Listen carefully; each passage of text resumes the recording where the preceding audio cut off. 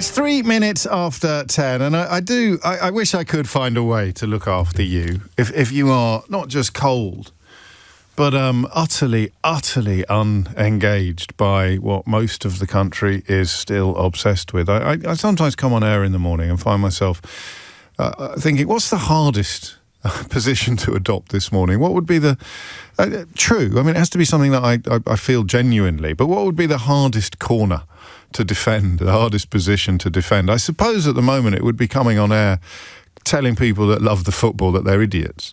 Come on, grow up, will you? It's just 22 men kicking a bladder around a field. And I can't do that because it wouldn't be honest. It wouldn't be true. But if you are in that camp, I do feel for you. And I do wonder whether one day we'll find a way of engaging that position, those feelings.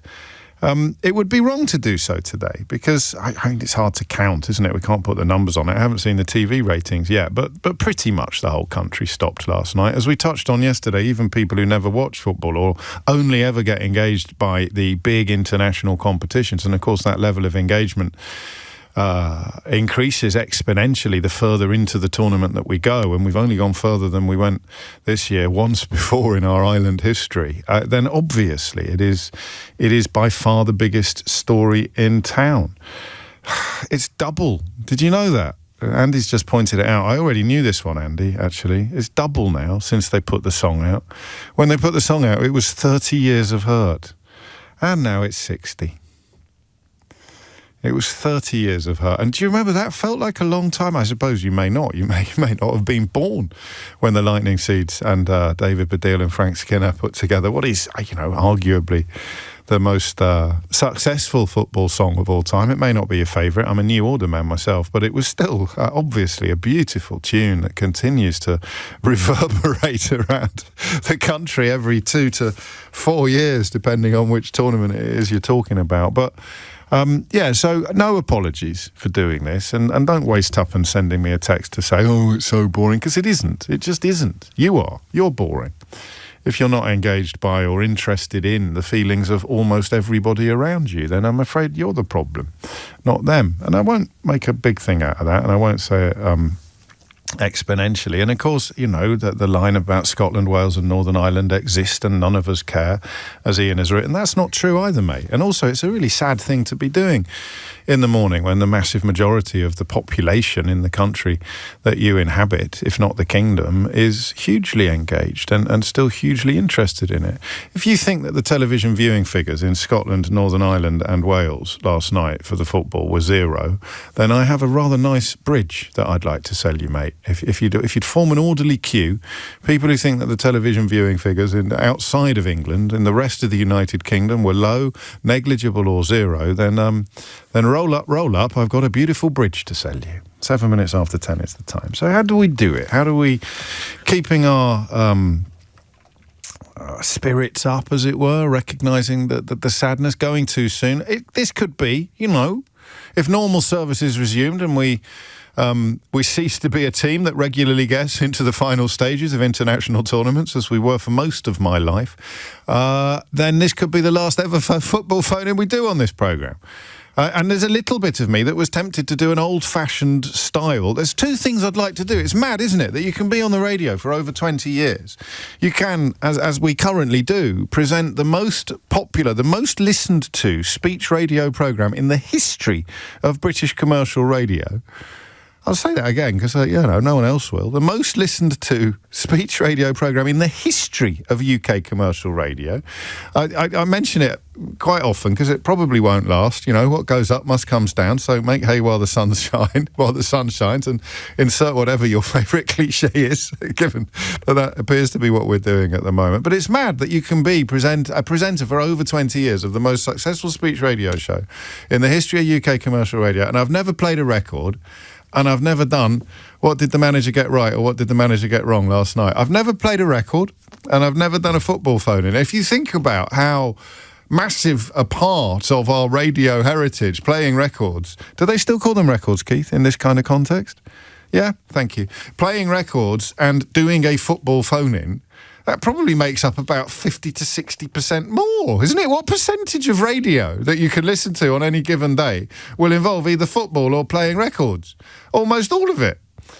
I've never done either. I might have played a little snatch of music. There is a radio tradition, which I think dates back to the late 1700s, that you play a vaguely appropriate snatch of music to introduce a topic that has something to do with the subject of the song. So if you're talking about, I don't know, smart motorways, you might play a little bit of Cars by Gary Newman. But that is a little bit dinosaur. Even they, of course, don't play out the whole record. And how do you do a football phone-in? I haven't really listened to them for a long time. I used to listen to 606 on 5 Live. But how do you even do it after a night like last night when it was relatively obvious what went wrong? You do not, when you go one up against what is arguably the best team in the world, certainly contains the best player in the history of football, you do not say, well, let's spend the next half an hour inviting them to punch us in the hope that we don't get knocked over. Come on, show us what you've got, world champions.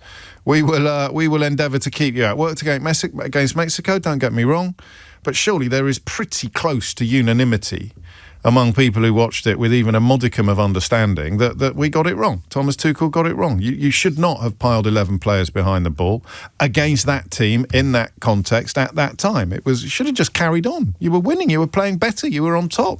You had the bulk of, but just carry on doing what you're doing. Make a couple of... But anyway, that's why I've never really enjoyed football phone-ins, because, everyone's a blooming expert.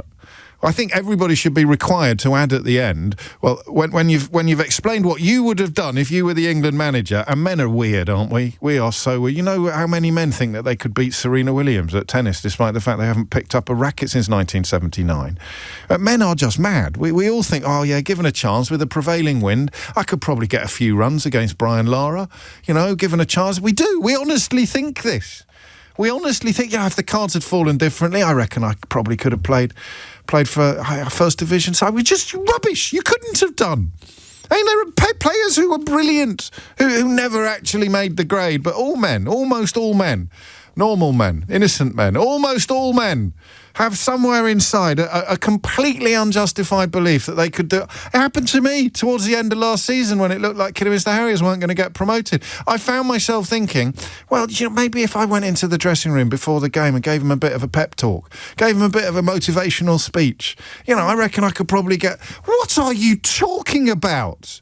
And yet so much of British radio is contingent upon the idea that bobbing Broadstairs will be better at managing a football team. It's why that Ricky Tomlinson film was so good, isn't it? Bobbing Broadstairs would do a better job of managing the England football team than some of the most supremely qualified people in the history of the game. And it works.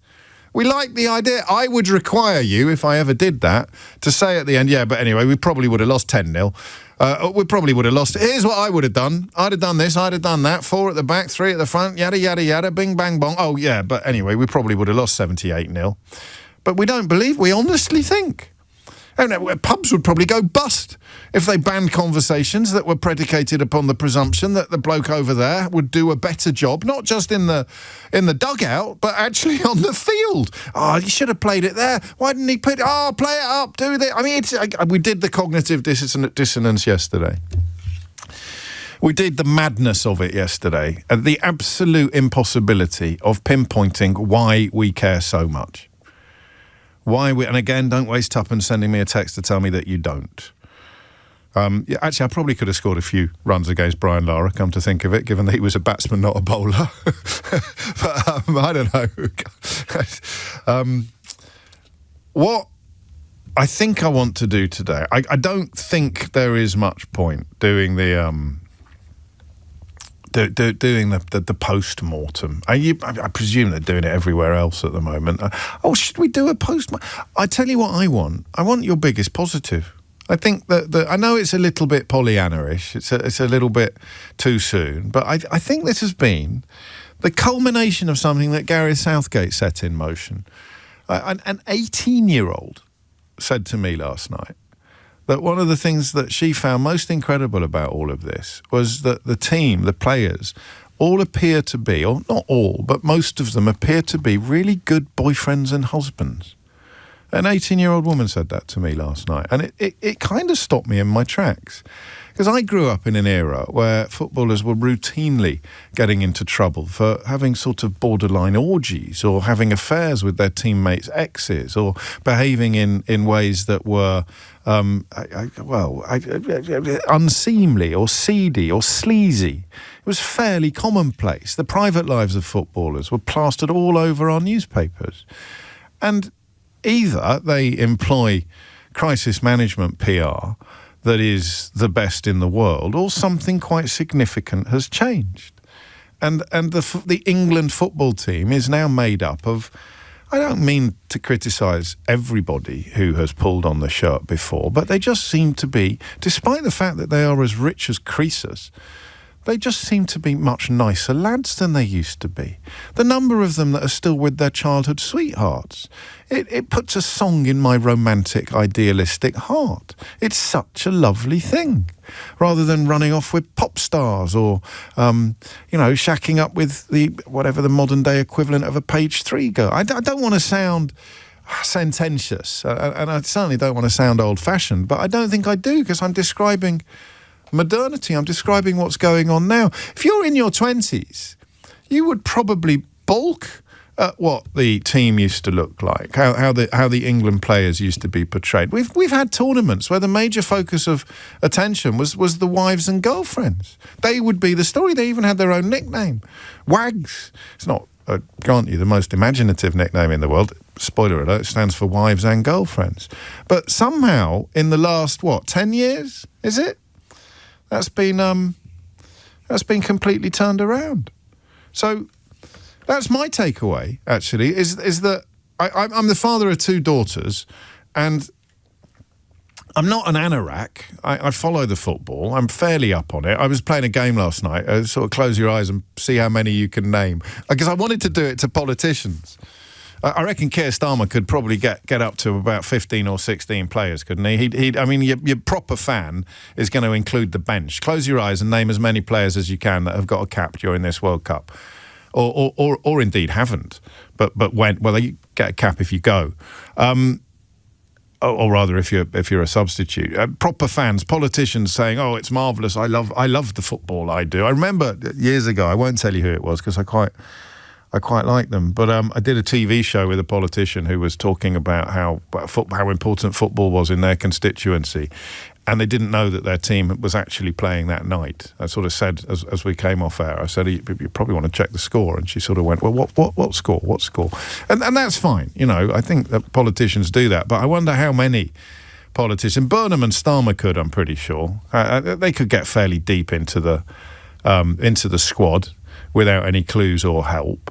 But I was doing that last night and thinking, I got up to about 9, I think. So I'm mid-table. I'm a mid-table football fan, I think it's fair to say. And my big takeaway as a father of daughters, I realised yesterday, was that if your daughters brought home one of these lads, you'd be quite pleased about it. If your daughter had brought home, again, I'm slightly reluctant to name names, but if your daughter had brought home someone who was famous for having an extramarital affair with his teammate's ex, you probably wouldn't be celebrating. Unless the money was more important to you than your daughter's happiness, you probably wouldn't be celebrating. If your daughter brought home someone who'd been in the news of the world last week for a 5-in-a-bed romp, you probably wouldn't be celebrating. Am I right? I am right? If these lads, if one of your daughters brought one of these lads home, not only would you be thinking, well, that's my retirement sorted, but you'd also be thinking, oh, that's nice. What a nice young man. I've turned into that old lady in the back of the AA advert, haven't I? Do you remember that one? He's a very nice man. Oh, he's a very, very nice. He's a very nice man. He's a very, very nice man. I've turned into an old lady sitting in the back of a car, being driven by a roadside assistance person. I'm showing my age. You may not remember that. So, the positive. But what's the biggest positive? And I've shown you it doesn't have to be something on the pitch, although you can by all means go full anorak if you want to. I'm not suggesting that we should be celebrating. We lost. And I think we probably lost as a consequence of a tactical mistake, coupled with the fact that we were up against an absolutely brilliant team. Quite why you would do that thing against some of the finest goal scorers on the planet. Say, come and show us your best. Come and have a go. It is a bit like walking into a boxing ring and putting your hands by the side, thinking, well, we're ahead on points. If we can just stay on our feet until the end, until the bell rings, then we're going to win the fight. But let's not bother punching the other bloke now because we're ahead on points. So you just stand there with your hands by your side, getting absolutely pummeled, thinking that you're going to be able to stay on your feet. And then, of course, we didn't. You couldn't. So what's the positive? And actually, what's changed? Are we still having hydration breaks, Keith, or should I talk right through to the 10:30? We're still having hydration breaks. Well, as someone who follows football, England, not necessarily football, so you only really pay attention when it is the national side doing this. And of course, you know, if you're not English, you watch as well. You consume the same media that the rest of us consume. You're aware of the same stories. What's changed? What do you think has changed? So if you're Scottish, the coverage of the England team. We'll talk when Scotland get to the semi-final of the World Cup. We'll talk about Scotland. I'm not being glib. What's changed? It just feels really different. It feels really different. It can't just be because we're doing better. The newspapers no longer abuse these men, no longer treat the manager like a sort of national punch bag. What's the biggest positive takeaway? 0345 6060 973. And what's changed during the course of your viewing life? The last 20 years, last 10 to 20 years, it seems to me that the public's relationship with the football team has changed almost beyond recognition. And because it's happened incrementally, we haven't necessarily noticed it as much as we would have done if it had happened overnight. It's a completely different feeling from what it was 10, 20 years ago. Why? I mean, what are those conflicting, contrary feelings? But why? So, 0345 6060 973. Yeah, hit the numbers now. You will get through, actually. I don't imagine that this one is, well, we'll see, won't we, what the appetite is to have a form of post-mortem, but hopefully an upbeat post-mortem rather than a gnashing of teeth, sackcloth and ashes post-mortem. What's the positive that you take away from this experience, from this whole tournament? And why does it all feel so different from how it felt under Graham Taylor or Terry Venables or if you prefer, back in the day? It's 10:21. James O'Brien on LBC. And I think I'd like some female voices on the show today. I think that speaks a little bit more directly to the point I'm making about what's changed. I mean, possibly because of the success of the Lionesses and the increasing popularity of women's football, but it does feel as if it's a much more equal opportunity sport, both to play, of course, but now also as a consequence perhaps of that to support. So as a woman who is perhaps a little surprised to find how engaged you've been with the events of the last few weeks, what do you think has changed? Why does it feel so different? And of course, what is your biggest positive takeaway from the last few weeks? VJ is not a woman, but he is in Stevenage, which is almost as good. VJ, what would you like to say? So two things. What's changed is basically the whole world is now seriously playing football. Lots of teams. In the past, England was usually in the favourites because they play a lot of football, an elite and fairly well-off country and team. But that's what's changed now. It's very hard. And the positive is England got into the semi-finals. They're the World top Cup. 4 countries. Yeah. Top 4 countries, maybe the top 3 if they beat France. But top 4, anything more than that is very greedy. Yeah. So I love you. Yeah, stop being greedy, everybody. Yeah, everyone. Yesterday's after the game, the commentary yesterday was all about the mistake by the manager and the players didn't do this and that. They got us so much fun over the last few days that I really appreciate all that. And okay, now I'll just watch the final and maybe the playoffs, and I'll be happy. But you are heartbroken. Just a little bit, yeah. Because I think this is a fascinating psychological point. in the idea that, you know, coming second or third. I'm very much of the view that if you get a silver medal or a bronze medal at the Olympics, you're an absolute legend. But a lot of elite athletes will actually be disappointed with silver or bronze because they really, really want gold. And I guess that is just a question of character. It's a question of how you're made up. You're very much, a bronze medal is brilliant. But some people are, well, we didn't win gold, we might as well go home. Yeah, that is sad. If you do that in life isn't fair like that. It's basically, you know, there's a lot of teams here. See how many teams, the most ever played in this World Cup. And to get to the top 4, all the hurdles you've got to face, you know, Mexico, Norway, these are hard hurdles, and they crossed them. You know, they got here, and I'm happy. I don't know if we did very well is the kind of, I mean, no offence, I don't want to sound ungrateful. I don't know if it's the kind of positive I'm looking for, because it suffers from a dose of the bleeding obvious, doesn't it? It's I mean, we obviously did very well, but you're right. Looking at some of the coverage today, you think we'd gone out in the first round. Why does it feel different? Why does the team seem to have a completely different relationship with the rest of the country now from what it did 10, 20, 30 years ago? Well, it's social media, it's the television, it's people like... But that should have made things worse, Vijay. That should have made things worse. But everything I saw on social media was a positive. You know, people are singing and celebrating, going to the pubs. You know, it's making everyone very happy. And the way, you know, when it started off, you know, it's going to be in the USA, it was a bit sad at the start because there was a lot of politics going on. But it got better and better.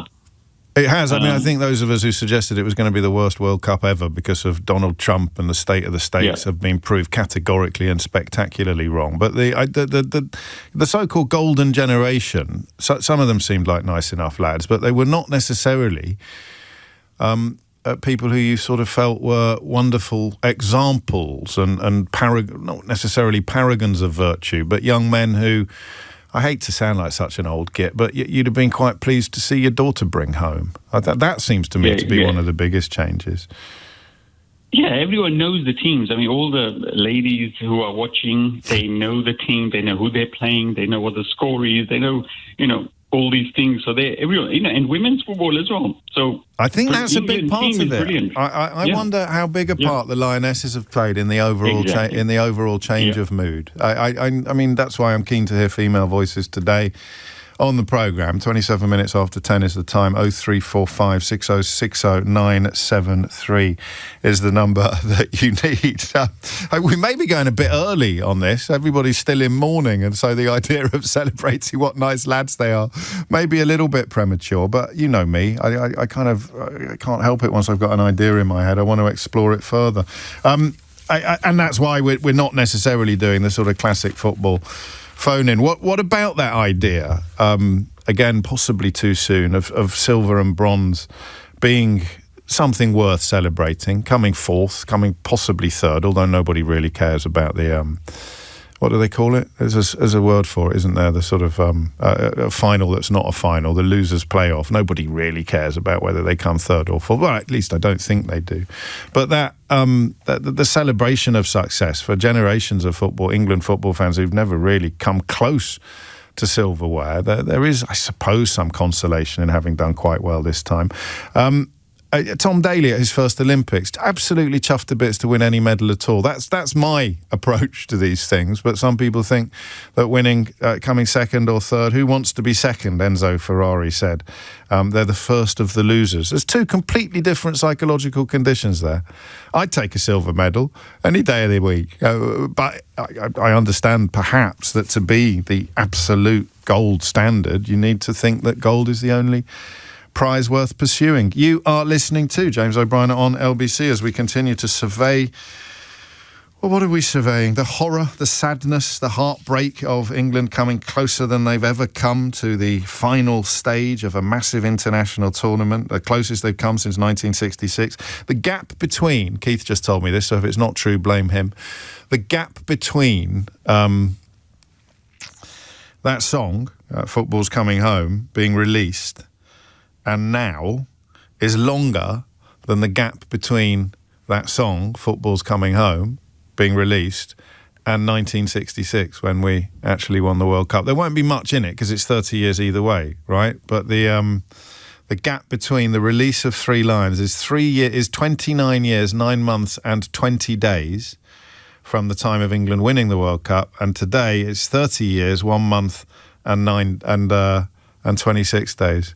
So that is how much hurt there has been. Right, I want more. I want female voices, and I want to know what you're taking away from this tournament in a positive way, and why the relationship between the people and the players feels completely different and infinitely better than it ever has before. Hit the old numbers now, you will get through. James O'Brien on LBC.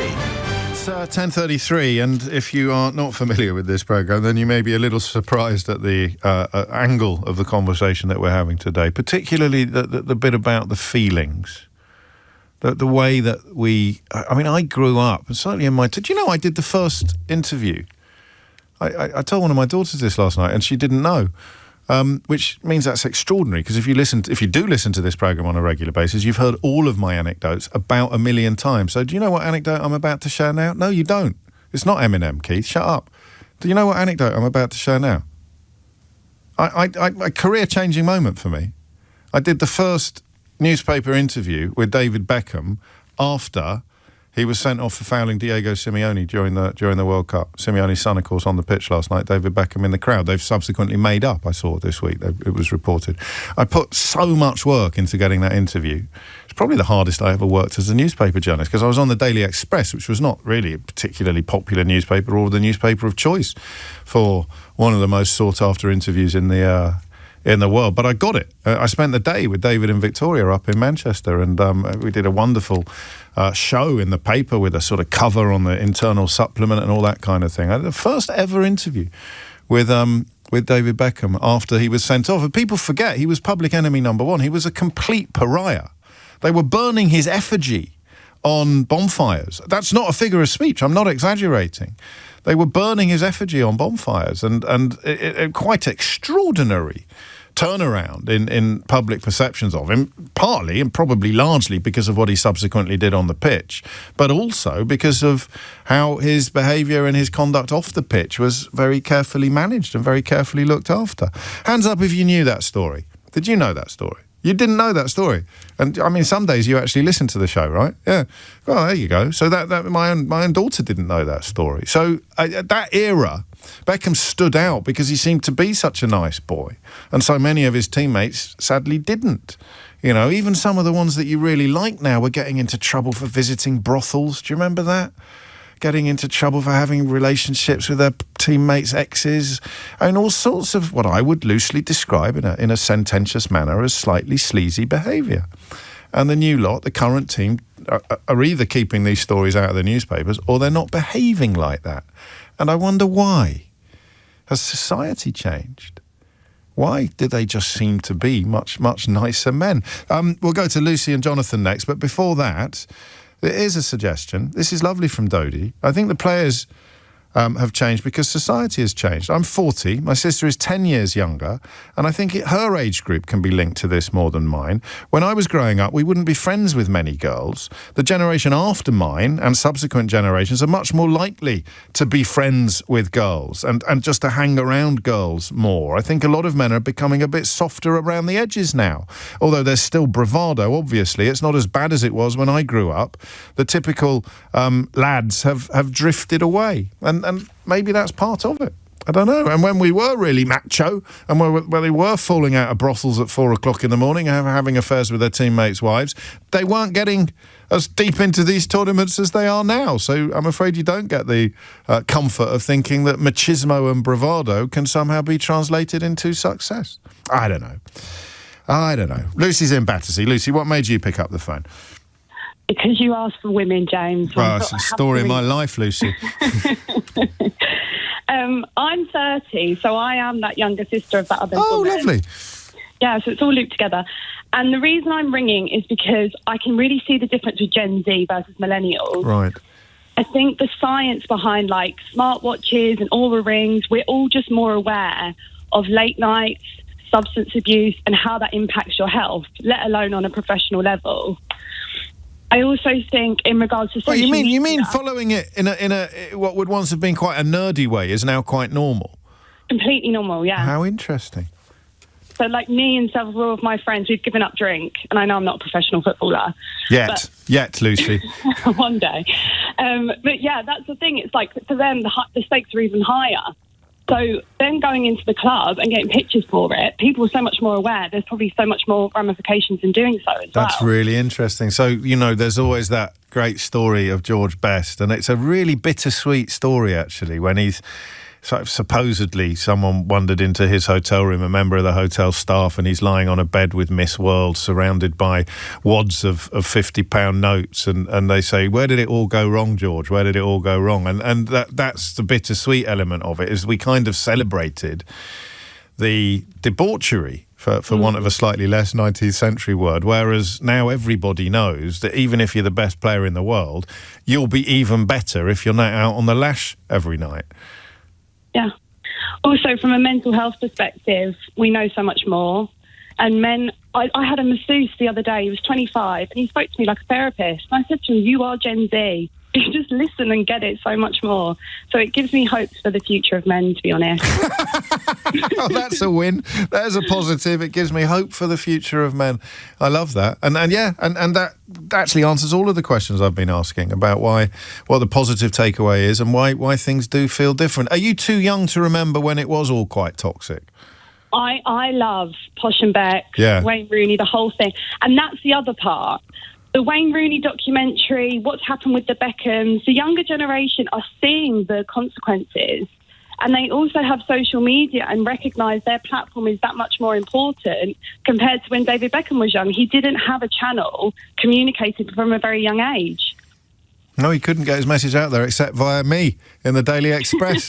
I'm not even joking. It was a big deal at the time. It's almost impossible for younger people to believe. In a world where there was no social media, the decision about where he would give his first interview after becoming public enemy number one in this country as a part of a kind of media rehabilitation process was absolutely crucial.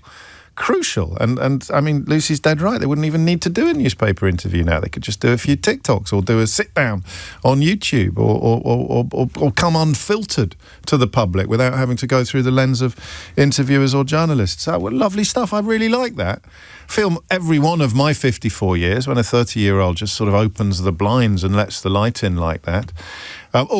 Eleanor, sorry. Speaking of blinds, a mate of mine got in touch yesterday. He needs the number of the bloke that rang in the other day because he's just bought a new house. It's full of glass.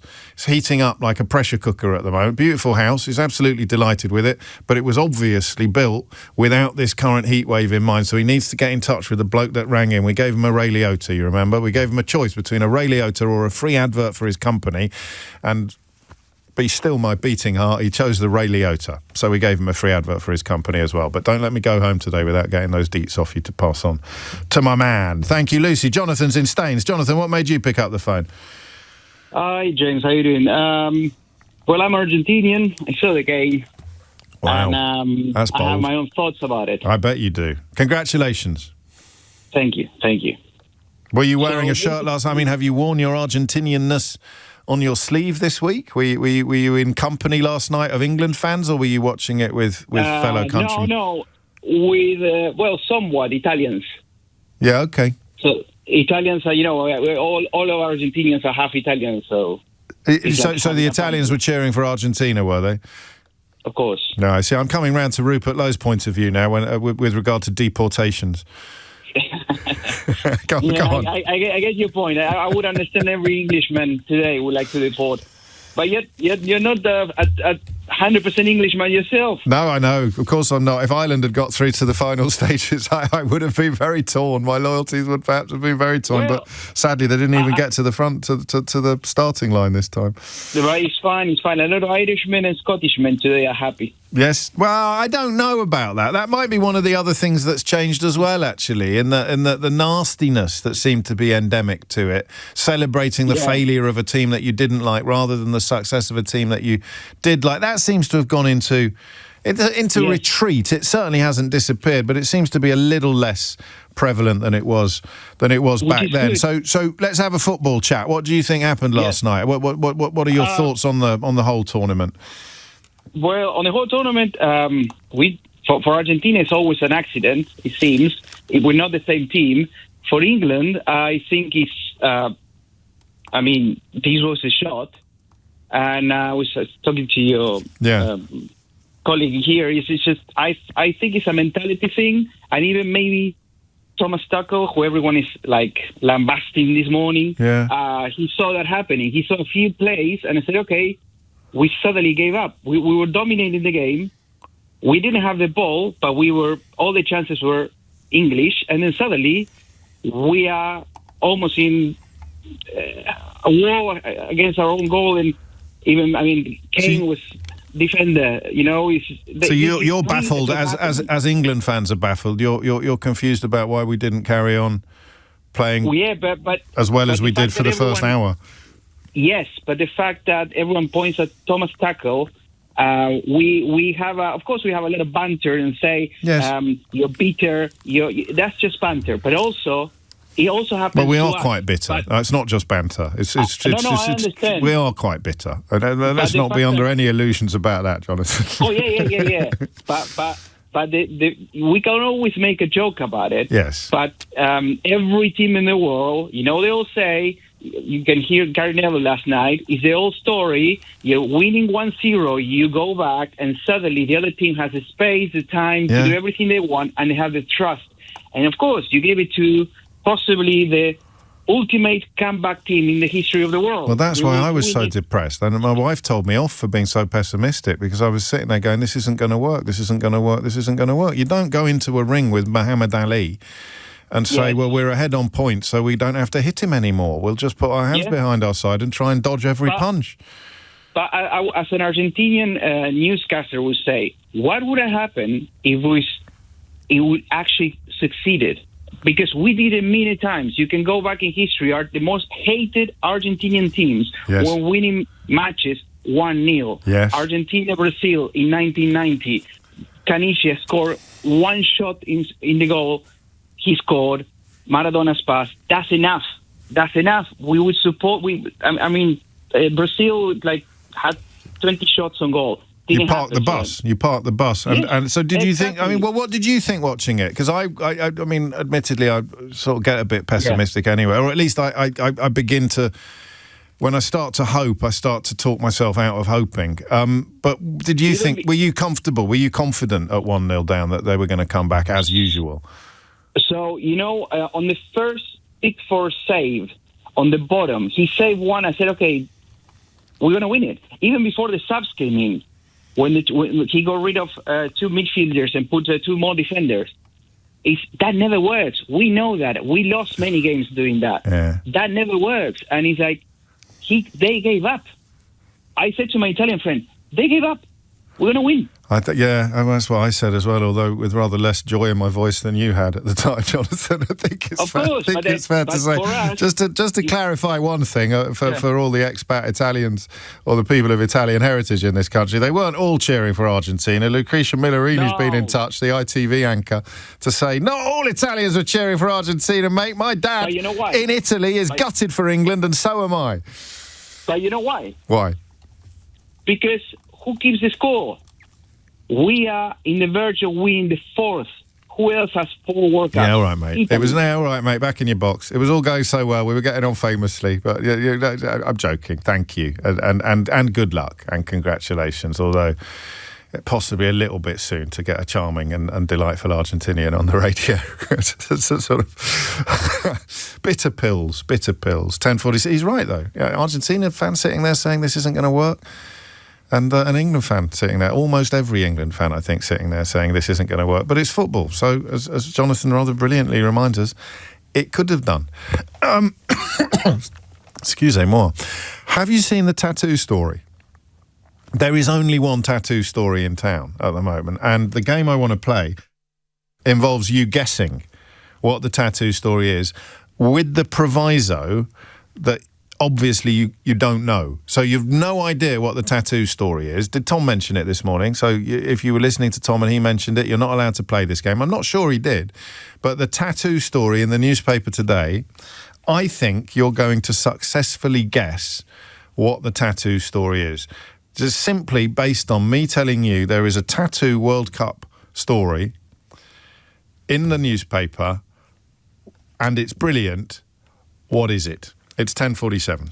James O'Brien on LBC. Have we ever done a phone-in on regrettable tattoos? I used to be a bigot regarding tattoos. I use the word advisedly. I used to be an idiot. And I was immovable in my view. Some of my best friends are covered in tattoos. I'm not even kidding. And I used to think that, I wouldn't want my child to be taught by someone covered in tattoos. I don't know where it came. Well, I do know where it came from, oddly. I worked it out when I was writing my second book. It came from an experience when I was a child in a department store in Kidderminster when I popped in to see my mum, who was working on the Estee Lauder counter, and she was very discombobulated. And my mum is very, very rarely distressed. She was very, very rarely shaken. And it turned out that somebody had come into the shop and kicked off who had a spider's web tattooed on his face. So when I was trying to work out where my bigotry with regard to tattoos came from, I was just digging back. It's something I learned to do in therapy, just digging right back, going back. Where would that? And then suddenly I thought, God, it was Spider-Man in Owen Owens in Kidderminster in about 1981 or two. And that's why in my head, because Mum was upset, tattoos were a really big no-no for me. It took years to work that out. And as soon as I worked it out, boof, it's gone. The prejudice has gone. The bigotry has gone. Perhaps you could try it with, or maybe not you, but someone you know could try that with racism or the anti-immigration sentiment that's been carefully stoked in this country. Because it's never actually directed at people that they know. It's always directed at somebody else that they've read about or somebody awful in the news, which you'll use as a stick with which to beat everybody who wasn't born here or everybody who came from overseas.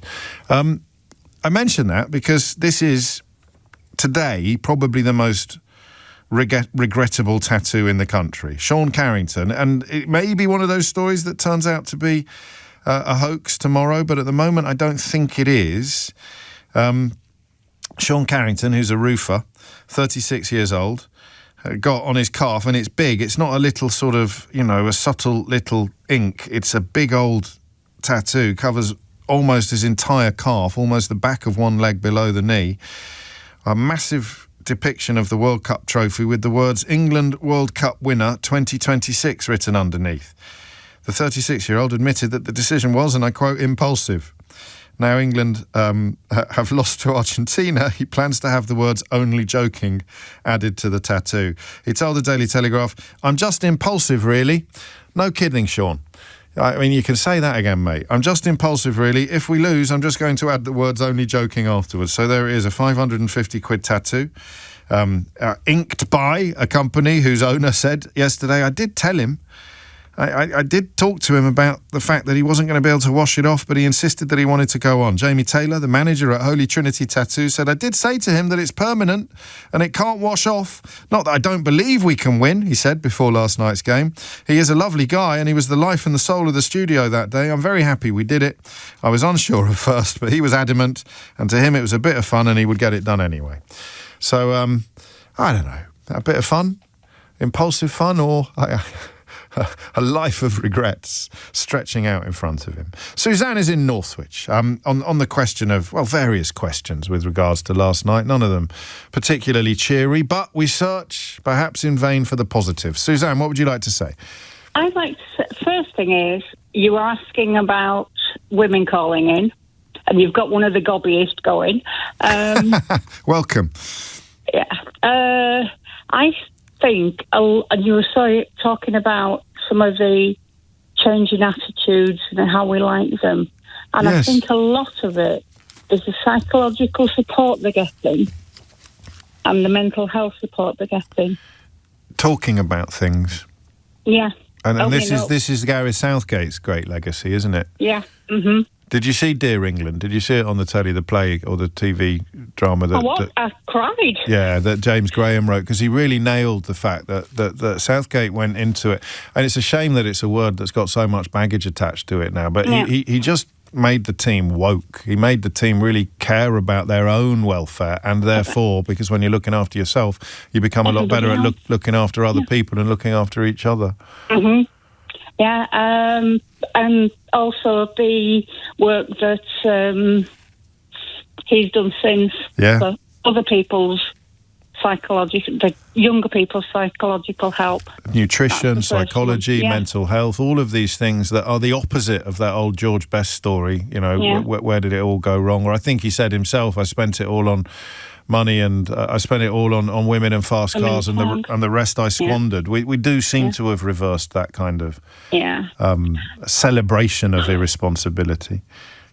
And as for last night's match, I'm a Leeds fan since the 70s. Yeah. I'm used to disappointment. Yes, I suppose you are. I mean, almost everybody is used to disappointment because even the teams that have enjoyed, and you know, Leeds won the title, didn't they, when Eric Cantona was playing for them? But even teams that win it several times in a decade then often go on to have periods of disappointment. Almost all football fans are familiar with disappointment. It's just the kids who aren't, the kids who supported Liverpool back in the day, or the kids who support... Oh, don't say that. My son's a Liverpool fan. There you go, or City at the moment.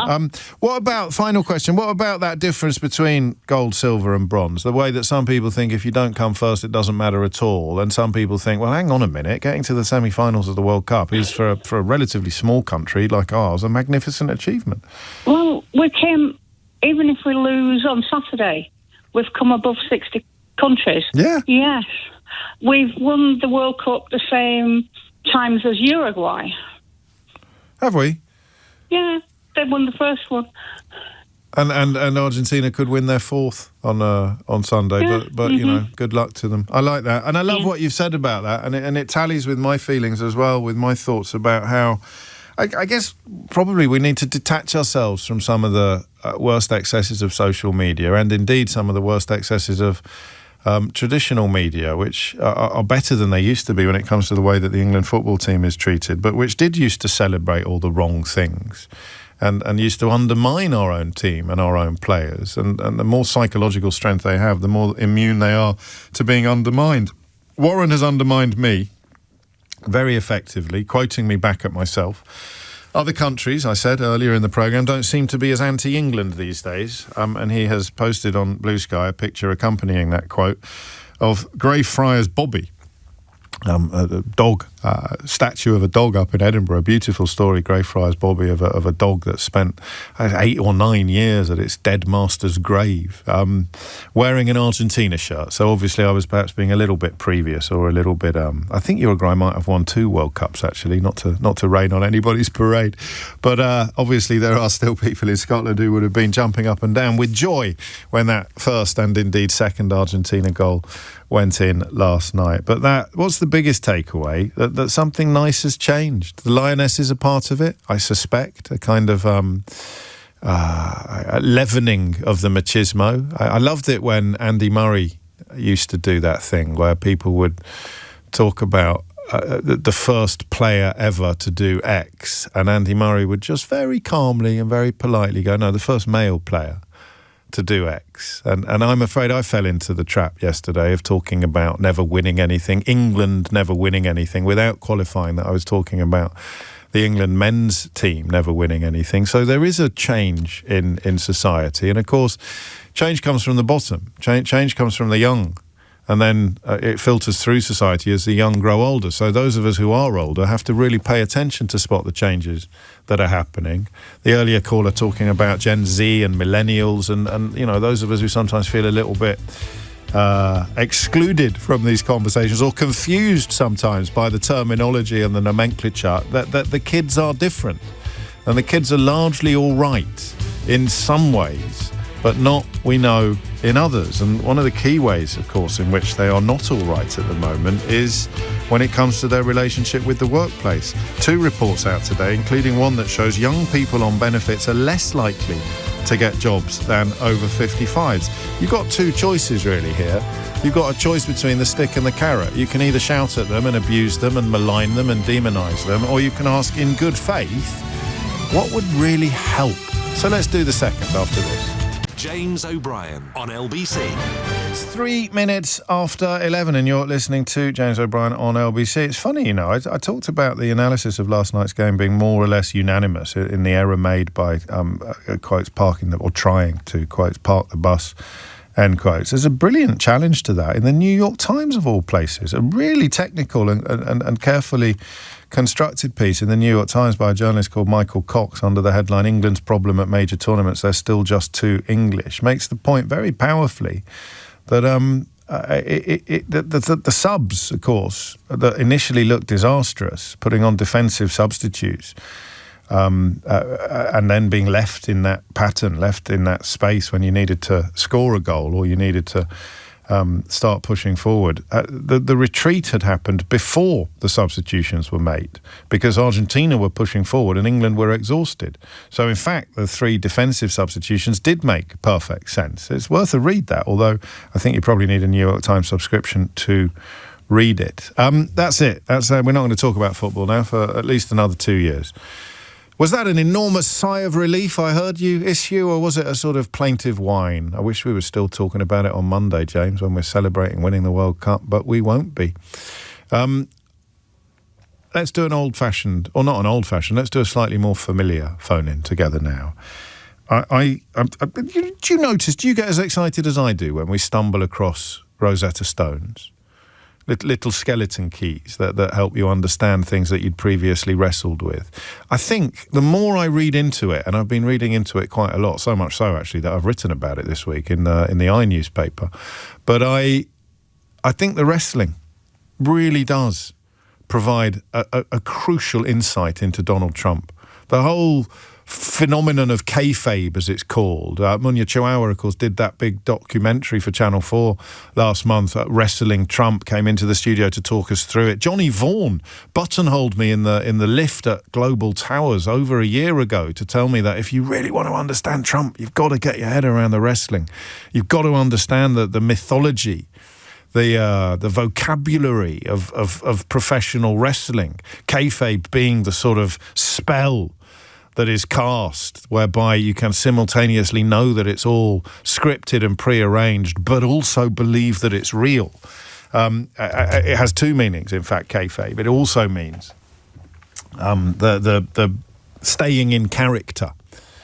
And if you want to understand why Farage currently can't seem to survive or just wade untouched through scandals in the way that Trump does, it's because Farage has broken kayfabe.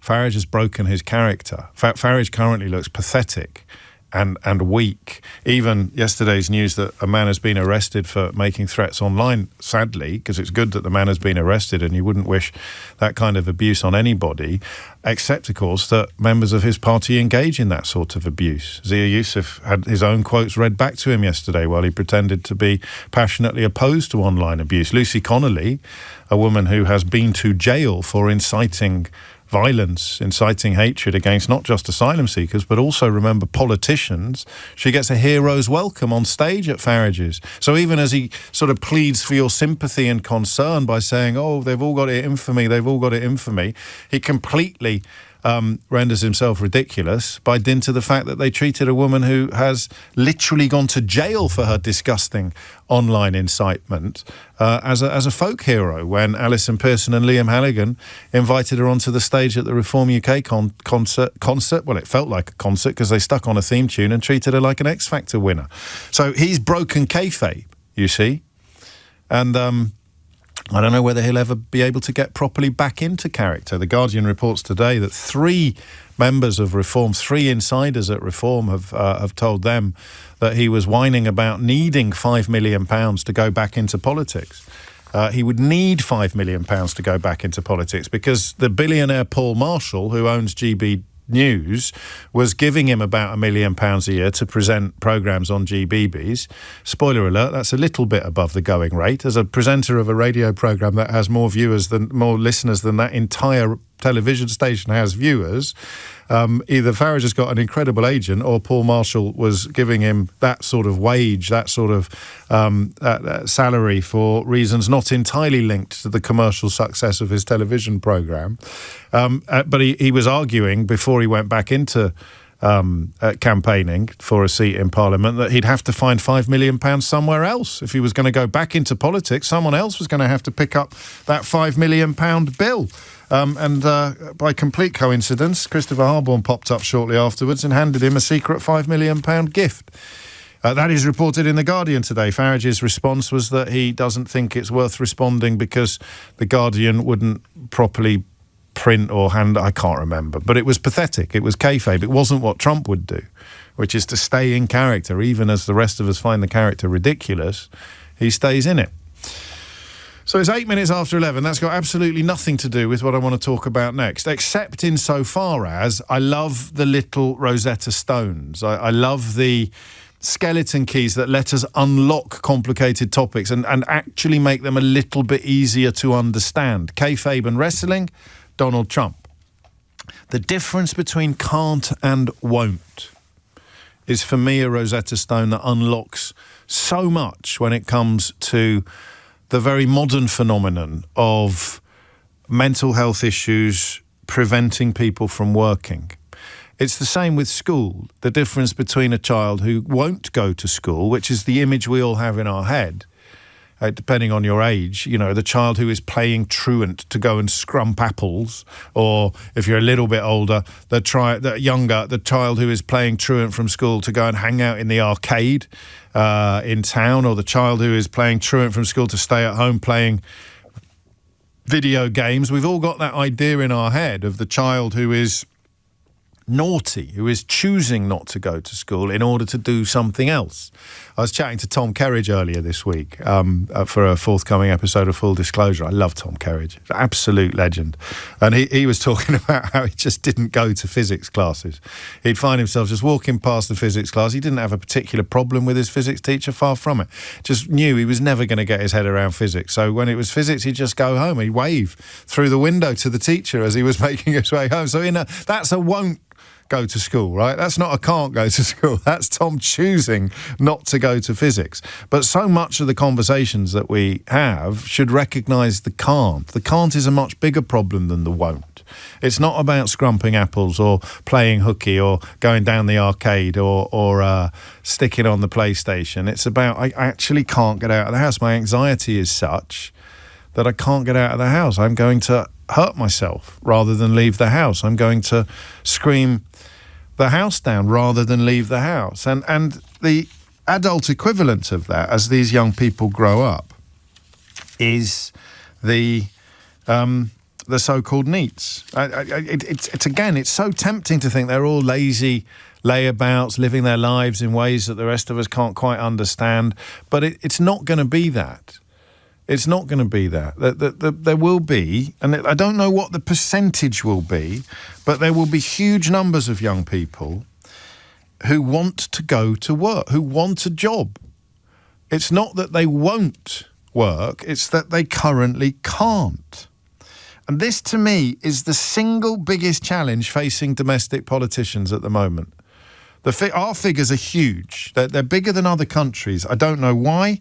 We've tried to work out why. Between you and me, we've largely failed. I've done a bunch of phone-ins on this. They always go off in slightly different directions. I've never absolutely nailed down the question of why the United Kingdom has a particular problem with this. And I'm not going to give up. We will return to that question at some point in the future, but it's not what we're doing today. What we're looking at today is what help would look like. So in order to address this question, you need to understand the difference between can't and won't.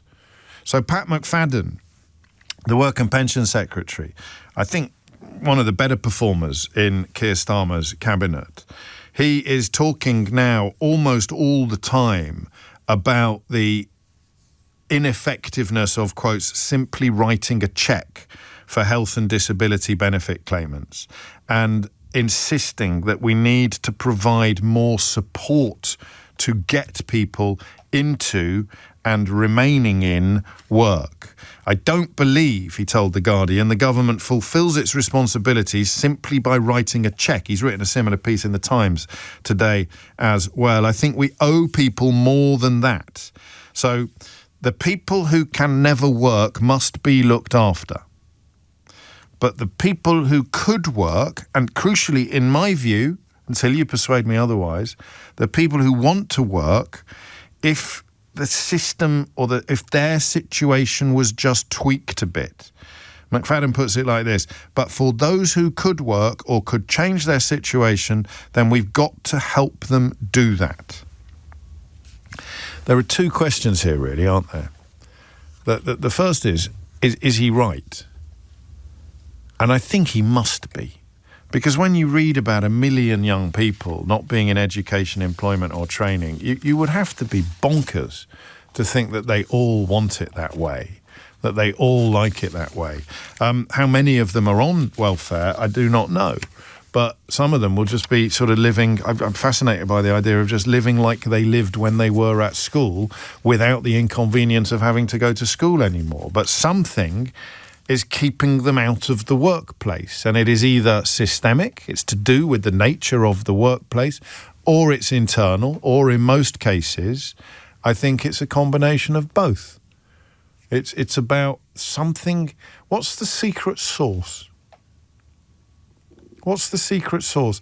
And it's not going to be a Rosetta Stone conversation. This is not going to be one single thing that the system or society or government could do to help everybody currently not in work into work.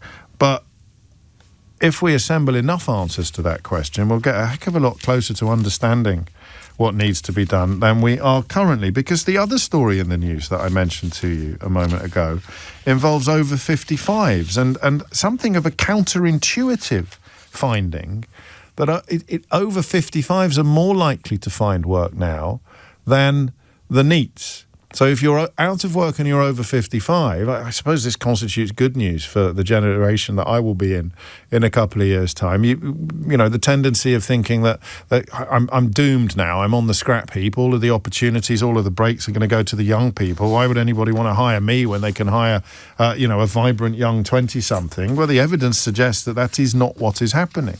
Over 55s are currently less likely to stay out of work when they find themselves out of work than the 16 to 25-year-olds are. And that's, I mean, I suppose in a sense it's good news for the older people, but it's terrible, terrible news for the younger people. Brannon's been in touch to say it's all about migrants, stop avoiding it, which is categorically not true. These are not people who are failing to get jobs, Brannon, because the jobs are occupied by migrants. They are people who are not in education, employment or training. So they're not doing anything.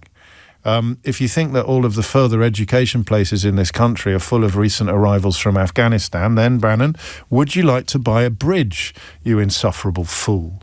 So, of course, if you don't like thinking and you don't really like yourself very much, and therefore you don't like people in general, the temptation of thinking this is all about immigration, it's all the fault of foreigners, down with foreigners, let's deport them all, is incredibly tempting. And you're enjoying at the moment, Brannon, something of a golden era. So many politicians are pandering to the ignorant prejudices of people like you that you probably, if you squinted a bit and had the right wind behind you, you could kid yourself that you had a functioning brain.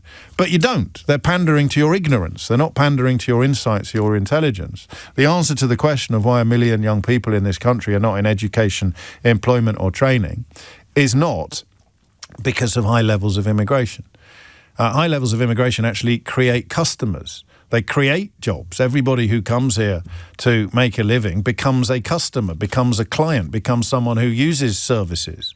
And therefore, the people who provide services, the people who sell goods, the people who run businesses have more custom, have more clients. And the overall economic growth that goes hand in hand with high levels of immigration benefits everybody. But I appreciate that some of those words were probably a bit long for you. So what actually would help? Because I don't know. And I feel that I should. I really feel that I should know. What would help? First thing you need to grasp is the difference between can't and won't. So this is not can't. Pat McFadden identifies the people who are obviously incapable of working. What about all the others? And I believe that your anxiety can be crippling. I believe that your mental health can be an obstacle to getting into the workplace. But I also believe that you can be helped. You can be helped. What would that help look like? Now, You can either answer this from above, as somebody who thinks they understand the system and they understand what is missing and why the workplace, the system that I could ease into easily 35 years ago is not a system into which 18-year-olds today can ease their way into easily. It's a bit like property prices. There's no point us talking about property from the point of view of people who were able to get a 110% mortgage 26 years ago. It's a pointless conversation. They should be more like us. They should eat fewer avocados. My passage into the workplace was incredibly easy. I had to gird my loins a bit to go and hand in my CV on high streets, and got a job. First job I got after leaving school was in River Island in Worcester, but I was doing some waiting at a lovely restaurant in Kidderminster in the evenings. And then when I went to university, I found it easy to get into the workplace. It's pointless me saying that young people today should be more like me. Oh, you should be more like me. I found it really, that's just pointless, because you want to work and something's missing. What is missing? What does help look like for this army of young people? And by all means, I console yourself with a thought of the ones that don't actually want to work, but I'm talking today about the ones that do. The ones that really want to work, and the jobs exist, okay? That's part of this, but something is missing. The cogs are not meshing. Society needs to recognise that society has changed, and young people need help to get into the workplace, particularly if they've got mental health issues. What does that help look like? What should employers be doing? What should society be doing? What should we be doing to make this problem better? 0345 6060 973. James O'Brien on LBC. 22 minutes after 11. Labour must stop just writing a cheque for benefit claimants, says Pat McFadden, talking... I think about younger claimants. He visited a job centre in South London, and while there signalled that welfare reform could form the backbone of Labour's response to the Milburn Review and the Timms Review. Timms looked at PIP, Milburn looked at younger people, and a whole system reset. What is wrong with the system? 0345 6060 973. How could the system better accommodate or better invite into the workplace young people who currently feel unable to work as a consequence of, as a consequence of almost anything, but most obviously mental health, anxiety, issues that people my age think that we understand and have dealt with, and therefore all the youngsters must be malingering or swinging the lead, but that is an unhelpful contribution to the conversation. What help is needed? If they're not just going to write a cheque, Pat McFadden, what should they do instead? And I want to hear your answers to that question, either as an overview or as someone who's been through it. What's it like to watch a child? I hope I don't have to, but if I am going to, it's going to happen sooner rather than later. What's it like to watch a child slowly lose hope about getting into work, getting into a place, to watch your child and to read all these newspapers and hear all this commentary about how lazy they all are, or how feckless they all are, or how dishonest they all are with their men, and to know that it's not true, but the system is somehow not engineered correctly. How does it need to be engineered differently? What does the system need to do differently? 0345 6060 973. Theo's in Islington. Theo, what would you like to say? Hello, James. I am in my mid-30s at the moment. I've had a career before. Right now I'm a freelance journalist applying for roles and such. Okay. I'm applying for entry-level positions. Weekend before last, I wrote about 12,000 words for 3 separate applications. And that was for their entry-level jobs, and that was, their sets of questions, their quiz. And that is the current grind. Now, if you have a mental health condition which seriously affects your ability to sit down and do that, such as depression, or perhaps a neurodiverse condition. I mean, I have ADHD, but I'm lucky in that I'm diagnosed and it's medicated, so I can sit down, take my pill and do that. It's going to be really difficult. And especially entry-level jobs now have, 1, 2, 3, 4, 5 stage interview processes once you get past the initial AI screening. And that didn't used to be true. But they must be filling the roles, Theo. Just to be the devil's advocate for a moment, they must be filling the roles. It's not as if those jobs are staying empty as a consequence of the screening process. They're just not ending up with people like you on the payroll. Potentially not, no. No, and that's a shame. I'm not being brutal or cruel. I'm just thinking that is part of an answer to the question, but it's not. I mean, what could they do differently? Have a different recruitment process, but there'd still be the same number of jobs available at the end of the different recruitment process, I think. Yeah, there would. And as I touched on earlier, the issue with AI is really coming to the fore. Is it? I mean, people are using AI to write cover letters. They shouldn't. Right. But then organizations are using AI to review them. So the only moment you actually get, and if you're lucky, a human to review something is if you get to the next stage of the paper sift or you get into an interview. So now you have a process of 2 AI language models talking to each other.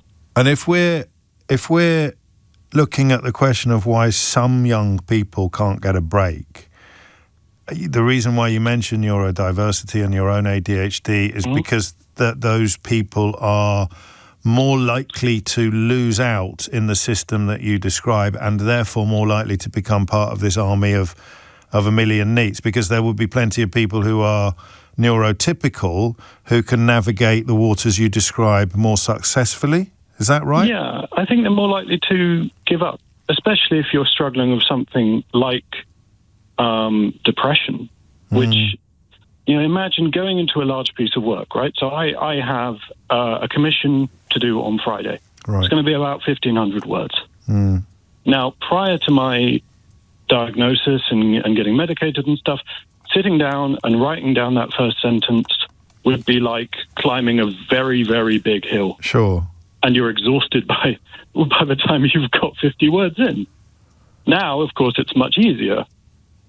But many people don't have access to that. I'm very lucky. I was able to go private.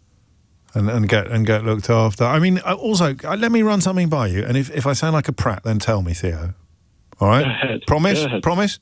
Promised. You can always rely on honesty from me. Thank you. So I think I may also have ADHD. And I certainly remember what you've just described when I was writing for a living, leaving it until the last imaginable minute, until it felt as if I was about. But somehow the hot breath of a news editor on the back of my neck got me over the line with neither diagnosis nor medication. I'm not making light of the situation. I'm just wondering whether... And I think I was fairly traumatised by those experiences, for the record. I think, they turned me into somebody I didn't really want to be, in terms of echoing the behaviour that was inflicted on me, and thinking, therefore, when I ended up in a position of responsibility, that was how I would treat the people who were below me. But that's gone. That brutalisation in the workplace has gone, and good riddance. But that would also have worked as a sort of engine of motivation for people like you and me, perhaps. I don't know. Do you understand what I'm saying, or am I being a prat? Yeah, no, I understand what you're saying. Am I being a prat? I don't think so. Thank you. You don't sound certain, though. No, because I'm recalling similar thoughts with my sergeants in the police. Right. Yeah, okay, there you go. I got told by a skipper one time, Theo, you have 2 modes and it's really irritating me. It's Theo, calm down, or Theo, wake up. Yeah, crikey. Yeah, that sounds familiar. And the workplace, you would have to mask to survive in that workplace. And that workplace doesn't exist anymore. And it hasn't yet worked out how to positively accommodate people like you as opposed to negatively accommodate. Is that right? Ooh. I mean, I don't want to sound like I am whining for want of a better word. You absolutely don't. I mean, but it's about the way in which the system accommodates people, and it used to force a square peg through a round hole. Yeah. And it doesn't anymore, which means that the square peg can't get through the round hole. It used to use a mallet. What do we need now? We need a different shaped hole. Or we need support for people with these conditions. I mean, the backlog on ADHD diagnoses through the NHS is years long. And with the diagnosis and with treatment and with medication, they would be able to navigate the channels that they are currently intimidated by and or unable to navigate. So yes, don't write a cheque in terms of welfare, Pat McFadden, but spend a ton of money on facilitating, accelerating and securing diagnoses and treatment for neurodiversity on a sort of scale that would be close to unprecedented. It wouldn't be cheap, but it would be speculating to accumulate, writing a cheque and forgetting about somebody, versus writing a cheque to help somebody. I hate this phrase, but it works, to help somebody help themselves. Thank you, Theo. 11:31 is the time. You're listening to James O'Brien on LBC, and Dominic Ellis is here now with your headlines. James O'Brien on LBC. I wasn't expecting this, but I think there's a link between this conversation and the one that we had in the last hour. If you turned off the last hour because you thought it was going to be all about the offside trap and 4-4-2 formations, it was more about, well, for me at least, why everything is so different. Why everything is so different with regards to our relationship between the England football team and the rest of the population. And we took a couple of wonderful calls about the psychological changes, the way that the players are now looked after in ways that they were never looked after before. So I can sit here somewhat arrogantly and judgmentally reminding you of the appalling behaviour of England football stars of old, the sexual shenanigans, the infidelities and all the rest of it, the debauchery for actually, that's the right word to use. But if those men, or if some of those men had been better looked after when they were young, when they were rising up through the ranks, when they got into their club or their national side, if they had received psychological support, if they had been offered space to talk about their feelings, if they had been properly looked after, they probably wouldn't have got into the bother that they would have got into, that they did get into. And as a consequence of being better looked after and being more rounded, healthier men, they keep doing much better in tournaments than their predecessors did. Maybe that is part of the answer to the question about what's going on with our young people today, is that they need looking after better. We're not looking after them very well. And of course the world is a pretty scary place at the moment, scarier than it was when we were young in many ways, for a whole heap of reasons, some of which Theo touched on. But what does that help look like? What would be the equivalent of Gareth Southgate for an entire generation of neat young people not in education, employment or training? Jackie's in Goole in Yorkshire. Jackie, what would you like to say? Hi. Hello. I'd just like to say I'm a social worker of old, now retired due to ill health, but I've worked with young people since the early 90s, and I just think it's about looking at the person holistically. Yes. It's about having the professionals there in terms of the diagnoses or support around drugs or alcohol or whatever it is that's ailing them. But it's also about that soft approach, about the community coming together. Is it worse than it used to be, Jackie? No. Well then, why is the problem so much bigger? I think where we're failing young people is in the education system. I've never been a fan of the Academy Trust. Okay, but that's a proportion of pupils. It's not all of them, is it? Yeah, I know, but I live in the second most deprived area of East Riding, and my local school. Well, good luck winning the title next year. Yeah. Go on. Yeah. And I see young people being excluded from school for the most simplest of reasons. Yeah. Because it interferes with their academic statistics. And then the left and I remember a mum saying to me, her child wouldn't go to school. She was 14 years old. She went to the magistrate's court with the mum for a fine, and the magistrate said to her, if you homeschool your child, then you will, I'll forego the fine. Now, of course she did, because she was a single parent with 5 children. She forego the fine, and that child never went back to school and never had any homeschooling or anything. Just taken out of sight, out of mind, isn't it? Because absolutely. And I've set up a young people's day centre. I've helped set up a boxing club for young people. I've helped set up Girl Youth Action with Phil Jackson, who works for East Riding. We have done all sorts in this town to really support holistically. And does it work? Is it working? Yes, it does. Yeah, it does. The success that we are having is absolutely astounding. And people with severe autism, or people that have just not been parented or not been loved, respect and love go a long way.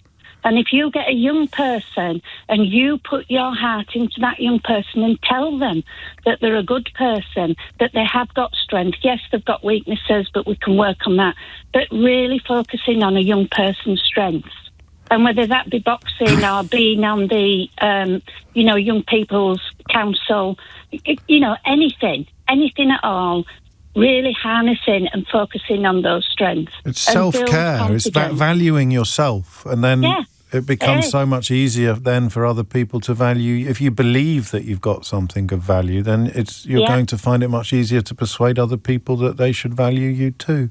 Absolutely. I'm both uplifted and depressed by what you're saying, because, of course, it's beautifully expressed, and it's wonderful to hear you putting your sort of money where your mouth is, as it were. But at the same time, it's woefully absent, isn't it, from much of the country, and things have been shut down. Is it Osborne's razor? I mean, the ghosts of George Osborne and Michael Gove. Absolutely. Yeah, so they've just cut everything.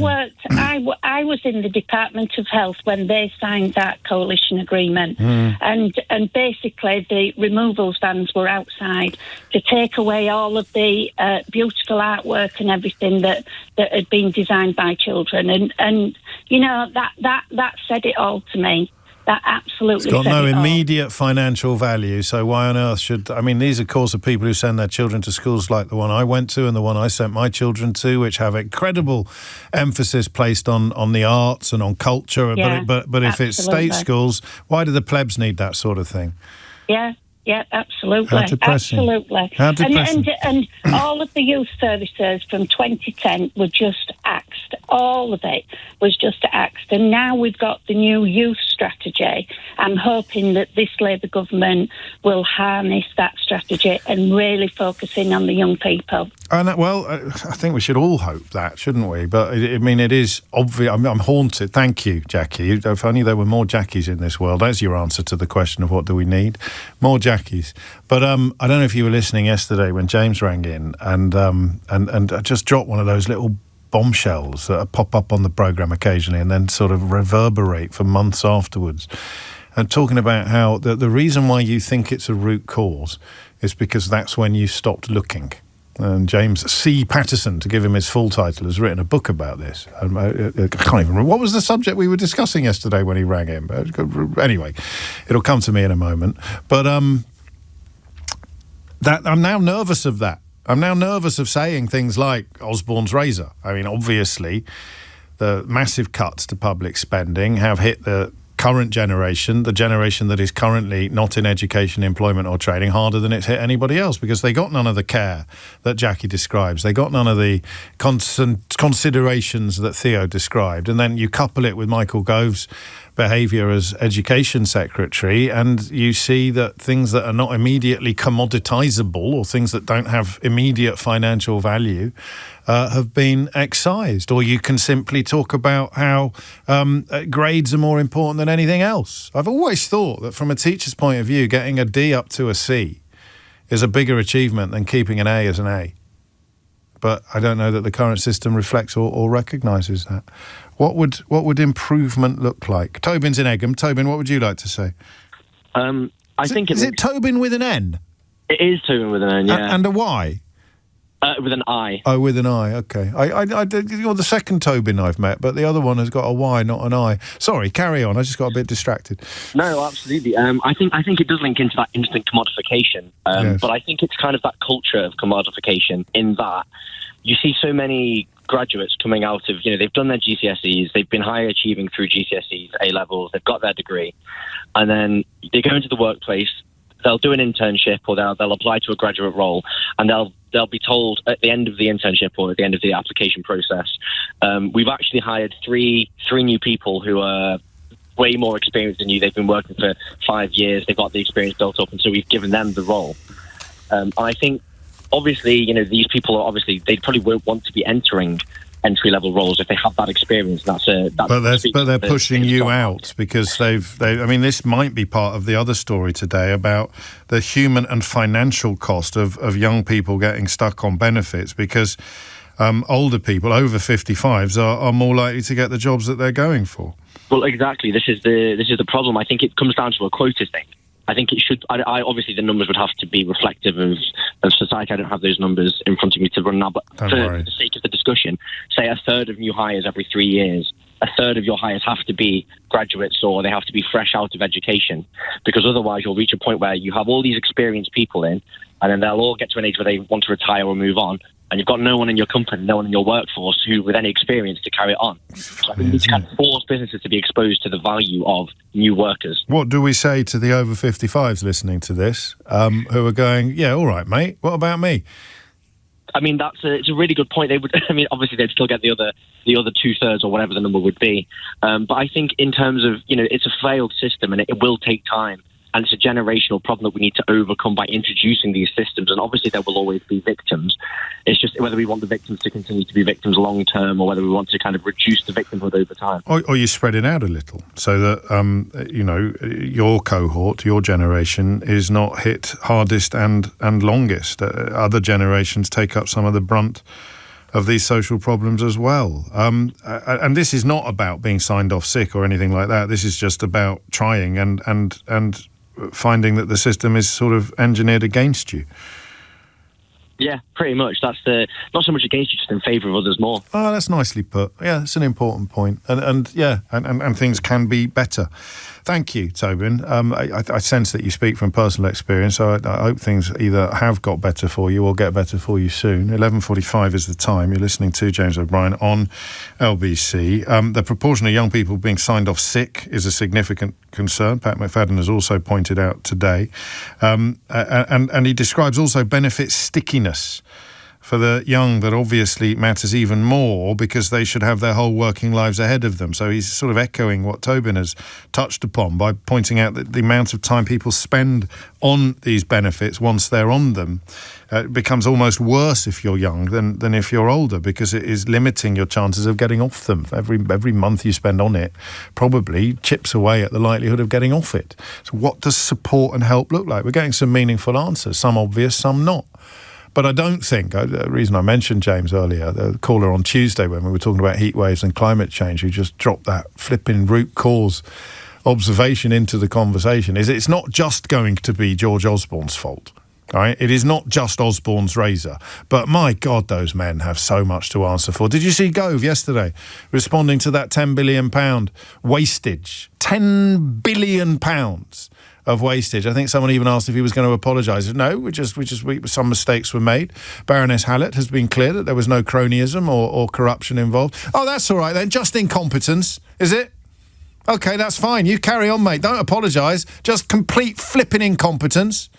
Setting up VIP lanes for your mates who just happen to have enough capital to make a few calls and say, you haven't got any rubber gloves knocking around, have you? Yeah, I'll pay over the odds for those if you can get them to me by Tuesday, because I know a bloke in government that's going to pay 10 times what I pay for them, no questions asked. More or less. But no cronyism or corruption involved, so nothing to apologise for, just epic incompetence. Boris Johnson and Michael Gove, utterly untouched by all of the problems that they visited upon this nation, up to and including the biggest one of all, Brexit. James O'Brien on LBC. 10 to 12 is the point, and I note that quite a few of you share my furies, probably not quite the right word, too tired to be furious about the stuff that went on during the 14 years of Tory government, but you certainly share my unhappiness about the way that Michael Gove has responded to that £10 billion of taxpayers' money being wasted on either unwanted or unusable PPE. And it's worth reflecting for a moment on what his response tells us. Twofold, actually. Number one, celebrating the fact that the report didn't find any evidence of cronyism or corruption. Imagine being so... what would the word be? Imagine being so craven and so pathetic that it's a win when they just find that you're useless. Hey, great news, lads. We're incompetent. We're not corrupt. It's a win. Yeah, Baroness Hallett has come out for the boys. Trebles all round. Michael Gove's in the hot seat. Michael Gove's a winner. He's just bloody useless. He's not corrupt or indulging in cronyism. And then when Krishnan Gurumurthy, one of the good guys, pointed out on Channel 4 News that... he was wrong when he claimed that PPE sourced through the VIP lane was not more expensive than PPE which was sourced elsewhere, because Baronet Hallett literally wrote, the evidence suggests that high priority lane contracts were more expensive. Gove argues that the report was wrong. So when it finds out that there was no corruption or cronyism, Baroness Hallett is a flipping genius and she's come through for the lads. But when she points out that the contracts that you got through this ludicrous lane they set up for their mates, but it definitely wasn't cronyism, you just needed to know someone to get on it. When that was pointed out to be a source of PPE more expensive than the other sources, on that occasion she was wrong. But it doesn't matter, does it? It doesn't matter, because who cares? Boris Johnson's got a column in the Daily Mail. Michael Gove's the editor of The Spectator.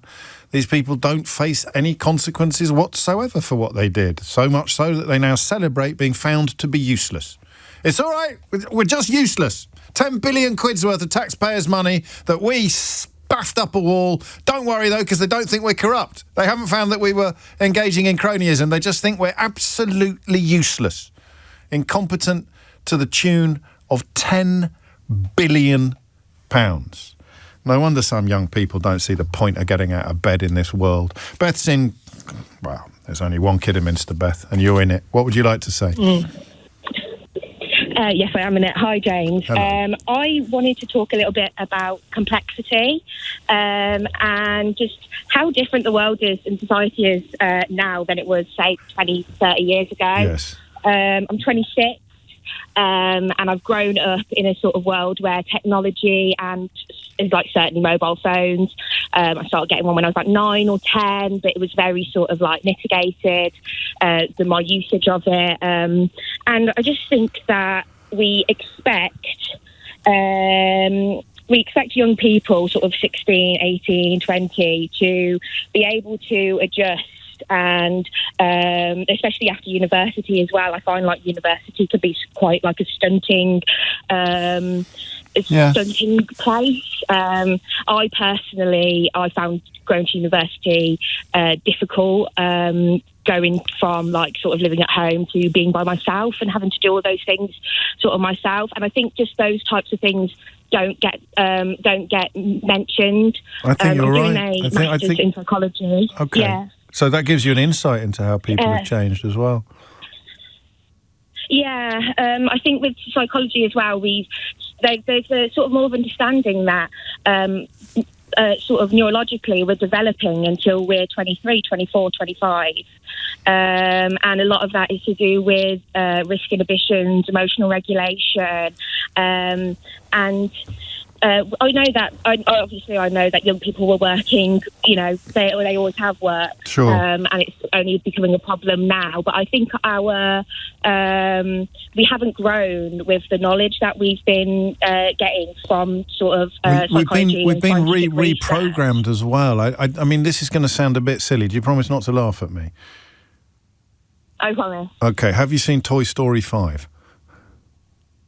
No, sorry. You haven't seen Toy Story 5? I promised, but no. You did promise, but you laughed, actually, so thanks.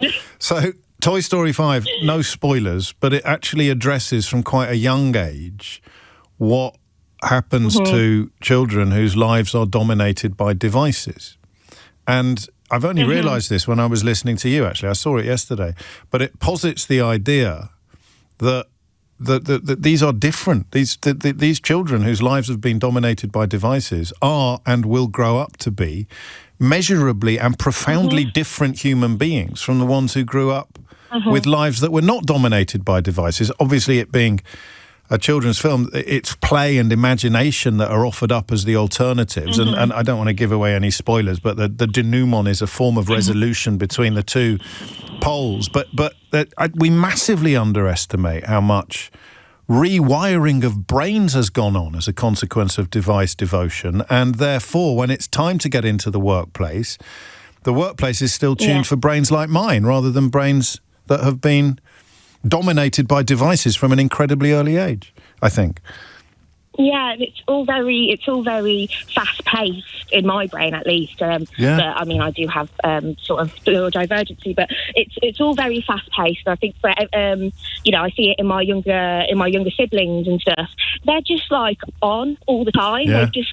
They just know what's going on all the time. You've got to know what's going on in Iran. You got to know what's going on, just everywhere. And with Trump, with Nigel, what's going on everywhere. Yeah. And never bored. They're never bored or never. I mean, I never engaged. I'm just thinking of just up the road in Worcester when I was working in River Island, and quite often I'd stand there for 4 hours doing nothing if no customer came in. Your generation would find that almost impossible. Definitely, yeah, definitely. You've got to stand there doing nothing. I was going to say something that my partner. Yeah, my partner said this the other day, and it really kind of put it into perspective for me. You spend, on average, a third of your time at work, a third of your time asleep, and a third of your time doing other bits. And all three of those things has been immeasurably changed and by tech. And we're still conducting conversations as if, why can't they be more like we were in the world without tech, in a world before smartphones? Yeah, I think Tom was talking yesterday about a child. I think he'd seen a television program where she was found to be spending 9 to 11 hours online. So if you're doing a third at work, a third asleep, and a third online, you've got no life. Literally no life. And of course, if you're doing half asleep and half online, then you're highly unlikely to find a way into work anytime soon. What a brilliant call, Beth. Thank you. Did you miss my world exclusive earlier this week about Kidderminster? I think I did. You're joking, aren't you? I unveiled the new Kidderminster Harriers home strip live on the radio on Tuesday. Oh, wow. Thank you. Sorry, I missed that one. Yeah, you sound really regretful, Beth. I think you sound as if you really rue the day that you didn't tune into the programme on which Kidderminster Harriers' new home strip was exclusively unveiled live on LBC. Thank you. It is coming up to 12 noon. It is Thursday. You are listening to James O'Brien on LBC. And the reason I mentioned that it's Thursday is because it's Mystery Hour Day. It's the first in 3 weeks because I've been away. Your weekly opportunity to achieve the sort of satisfaction not ordinarily available anywhere else on your radio. Did you see what I did there? You noticed? You see, you can change. Is it Malcolm Gladwell who... No, I didn't say dial. I used to say on your radio dial, and then someone pointed out nobody has a radio dial anymore. Don't at me to tell me that you do have a radio dial, but the massive majority of people don't even probably know what a radio dial is. So you can change. Malcolm Gladwell said you had to do something 1,000 times before it became like second nature. Before, and I think we're in the process of, at least on that small example, proving him wrong. James O'Brien on LBC. 3 minutes after 12 is the time. You are listening to James O'Brien on LBC, where we find ourselves happily embarking upon a voyage into the unknown, a quest, an attempt to solve riddles, unravel mysteries. I've said solve, I've said unravel. What's another verb? What's a synonym for solve and unravel? Which I could apply, for example, to enigmas. What do you do to enigmas? Unfurl? No, don't be ridiculous. You can't unfurl an enigma. You unfurl a rug. What would be another? Is there another synonym? I sometimes feel that I've hit these marks before. What do I normally say? You see, you can tell I've had 2 weeks off, which is why you'll be so excited to know that Mystery Hour is back with a vengeance. And not only that, it comes with a prize. My favourite contribution of the week, and the management's decision is final, and spoiler alert, I'm the management, will win a Mystery Hour game. You can find the full terms and conditions for that competition at lbc.co.uk. And you can find the Mystery Hour game, or indeed games plural, because there are now 2 games, both independently enjoyable. One is a travel edition in a tin, and one is a good old-fashioned board game in a box. One in a tin, one in a box. Box or tin, tin or box. And you can find more about that at mysteryhour.co.uk. Decipher, resolve. My producer wrote unfurl on the screen. Unfurl an enigma. How can you unfurl an enigma? A fern unfurls. I may need some advice regarding ferns soon. I've invested in quite an expensive tree fern. I've got a real soft spot for ferns.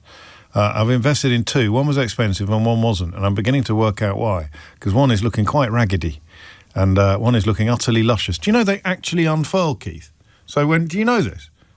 So when you've got a tree fern, it's like a snail.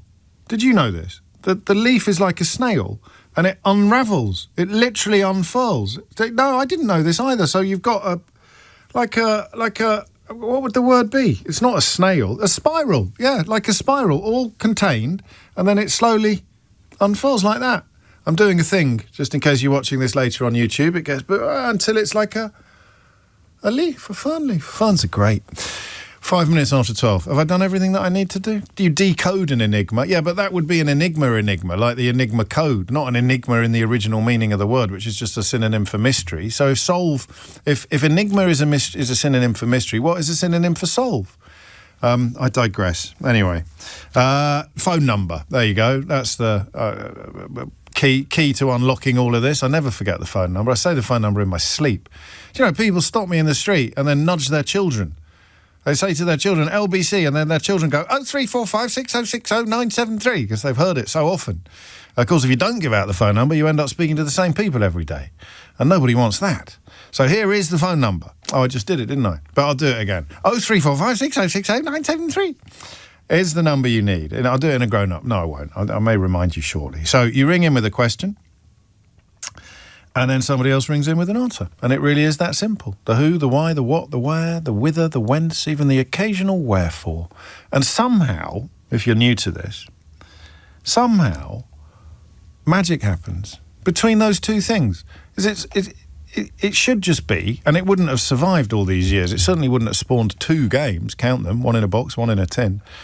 It would never have happened if it was just, oh, here's a question, why do we do that? And then, oh, here's an answer, well, we do that because da-da-da-da-da-da-da. But somehow, something magical happens most weeks, in the space in between the question and the answer. I don't know why, I don't know how, and I don't want to overanalyse it. So let's crack on, shall we? Yes, let's. Darren's in Scarborough. Darren, question or answer? James, welcome back. Hope you and yours had a lovely holiday. Thank you, and talking of which, so I'm old Royal Navy. I've been there, seen it, done it, whatever. Yeah. But that was on warships. The thing is, my question is, since leaving the forces, I've travelled on the planet by plane. Yeah. But every single time, either going, returning, or both, I get targeted to get searched. So my question is there a hit list that people are just on, or is it just purely random and I just get stopped? So you go through the archway security, and it doesn't beep? It beeps because I've got a new knee, but that's only over the last 3 years. But prior to that, every single time, beep or no beep... That is the question. Whether it is nobler in the mind to suffer the slings and arrows of outrage... Sorry, I got a bit distracted there. So the knee is now the reason, obviously, because if you beep, you get searched, right? Correct. But you're adamant that before you got your new knee, you would get searched every single time? Either going, coming back, or both. Did they ever find anything? Thankfully not. Oh, that's a relief. Oof. And what would they know? They know you. I mean, they don't know your details when you get to the security thing, do they? Because you've already done the passport and boarding pass, so it is. You could easily push in front of someone. Do you see what I mean? It's not a regimented queue when you get there. Yeah. So I mean, could I ask you to describe yourself physically, Darren, in the style of perhaps of a dating app? I'm just your average Joe. I'm 6'2". No, don't say that. Do it in the style of a dating app. Make yourself sound as good as possible. I'm not that sexy, mate. That's not going to win, is it? 6'2", what, 15 stone? Yeah, say 17. 17 stone. Ex-forces, yeah. Tattoos, short hair. just, gone into my 60s, my 7th decade. But even prior to this, I mean, I'm going back 20, 25, 30 years. How bizarre. Seriously, then, someone who's worked on that job, do you target the same people? I mean, I don't know how they would work out who to target if you're not. Well, so if I book a ticket online, obviously because everything is like computerized now. Yeah. If I book a ticket, then my details go into a big sort of like cloud or whatever you want to call it, right? Yeah. So if I get on a particular airline, because other airlines are obviously available. If I get on a particular airline, my name is there, my details, my passport number, and so forth. But the question I'm asking, is there like a hit list? Is there like, oh, right, we'll stop him every single time, either going, coming back, or both? At every single plane flight I've gone. That's just in. And you don't, would you describe yourself as having a guilty face? Not particularly. Are you sure? Yeah. Because I've got an angry face. I can sit here in the best mood I've ever been in, and then I'll watch a clip later, and I look like I'm a bulldog chewing a wasp. It's just one of those. Yeah, but you've got a cracking voice, you see, and you can get yourself out of any kind of situation. Yeah, but if you're watching it with the sound off, I look like I'm raging when I'm not. I'm really happy. Look, now I probably look angry, but I'm not. I'm in a really good mood. I'm chatting with Darren. I go through. Had a couple of beers, nothing sinister, nothing dramatic. I'm not getting on the plane half cut or anything like that. I just go through with my missus. Is it completely random, or is Darren somehow being targeted? Is there a reason? Do you know of a reason why they would stop and search him all the time? Just to clarify, you're white. I'm just a normal white 6'2" kind of chap of about 17 stone, a couple of tattoos on my arms. Because there was a form of profile. I mean, it probably still is. We have seen some forms of racial profiling at the security checks and security desks at airports. So I just thought that was worth clarifying. But let's find out. It can't be the way he walks, Andy. Don't be ridiculous. 11 minutes after 12 is the time. I like that question. Let's see if we can find an answer to it. Ian is in Montboucher in France. Ian, question or answer? Afternoon, James. Yeah, Hello. Question for you. Carry on. Right, we've just had Wimbledon. Wimbledon, ever since I was a kid, has been famous for a certain brand of fruit squash. Yeah. Now, when I go and buy that squash in the supermarket, to my knowledge, it's the only one that contains barley. Makes it cloudy. You can say it. It's not the BBC. We don't need to worry about all of that malarkey. Robinson's barley water is what we're talking about. Yeah. It's the only one, as far as I'm aware, that's got barley in it and makes it cloudy. Why do they put barley in it? What difference does it make? I love this question. Oh, thank you. You're welcome. I actually love this question. This has occurred to me before in the past, and I've forgotten to ask it. And it is linked to... Is it still at Wimbledon? I didn't watch much this year because I was away. Is it still... I don't know if it is, you know. I don't know. I remember it as a kid watching Wimbledon. Yeah, same. I think the money probably is huge now, and a simple squash probably doesn't... More likely to be a big multinational brand that would be able to afford that kind of tie-in with. But Robinson's barley water, what's the barley all about? You've never been having a refreshing draft, have you? And thought to yourself, you know what this really needs? This needs a spoonful of barley in it just to sort of really kick it in. And I never noticed a difference. If you have, not that I've done back-to-back tests, but... Why not? Occasionally we've just had non-barley water there. Kia and ora. I can't say when you drink it, you think, oh... Is there any difference? Have you checked the ingredients? Do they definitely have actual barley in it? I haven't checked the small print, but it says on the front of the bottle, barley water. Barley water. They must have barley in it. What's it all about? The barley? Yeah, you're on. Okay, I like that question. Can you get it in France? I've no idea. You've done no research whatsoever, Ian. You haven't looked at the ingredients. You haven't done a blind taste test with a rival brand, and you haven't even tried to buy it in the country you currently inhabit. Well, I'm in a really, really rural place. I don't inhabit this place all the time. I'm only here on holiday. So next time I'm in the supermarket, we'll have a look. Have a look at the ingredients. Apparently the sponsorship deal ended in 2022, according to an entirely unchecked text that just came into the studio. So make of that what you will. 12:14 is the time. Graham's in Hull. Why was I thinking about Hull yesterday, Graham? No idea. Well, I'm actually in Beverley. Oh, are you? Beverley's a beautiful place, isn't it? Oh, I'll tell you why I was thinking about Hull yesterday.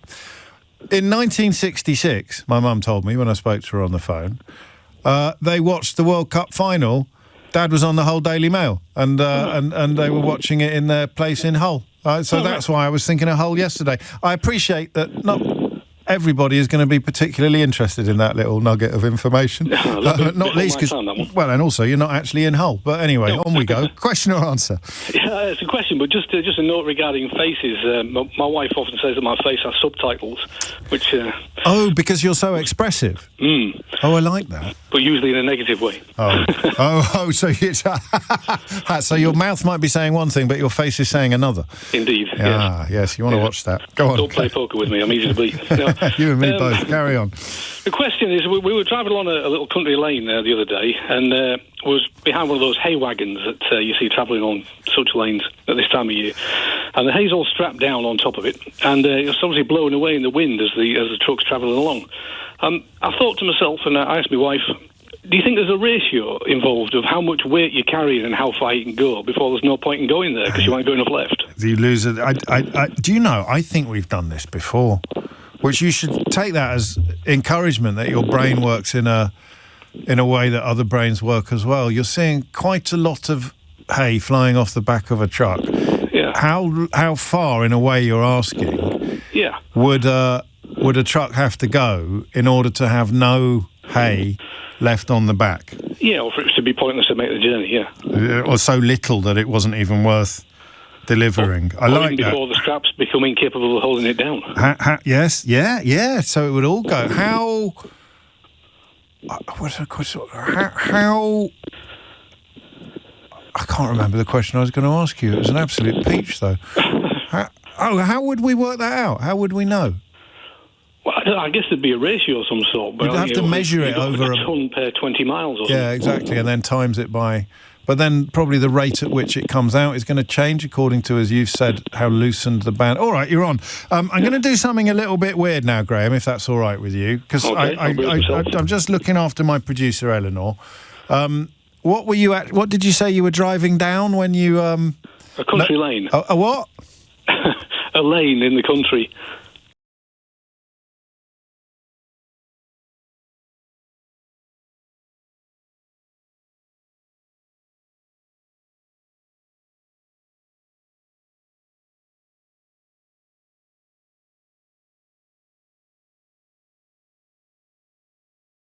Can you have, I mean, given that we opened this conversation with the most boring piece of personal trivia that I've shared on the programme in a while, the location that my parents were in when they were watching the World Cup final in 1966, can you have a crack at why that was ready to play on our system?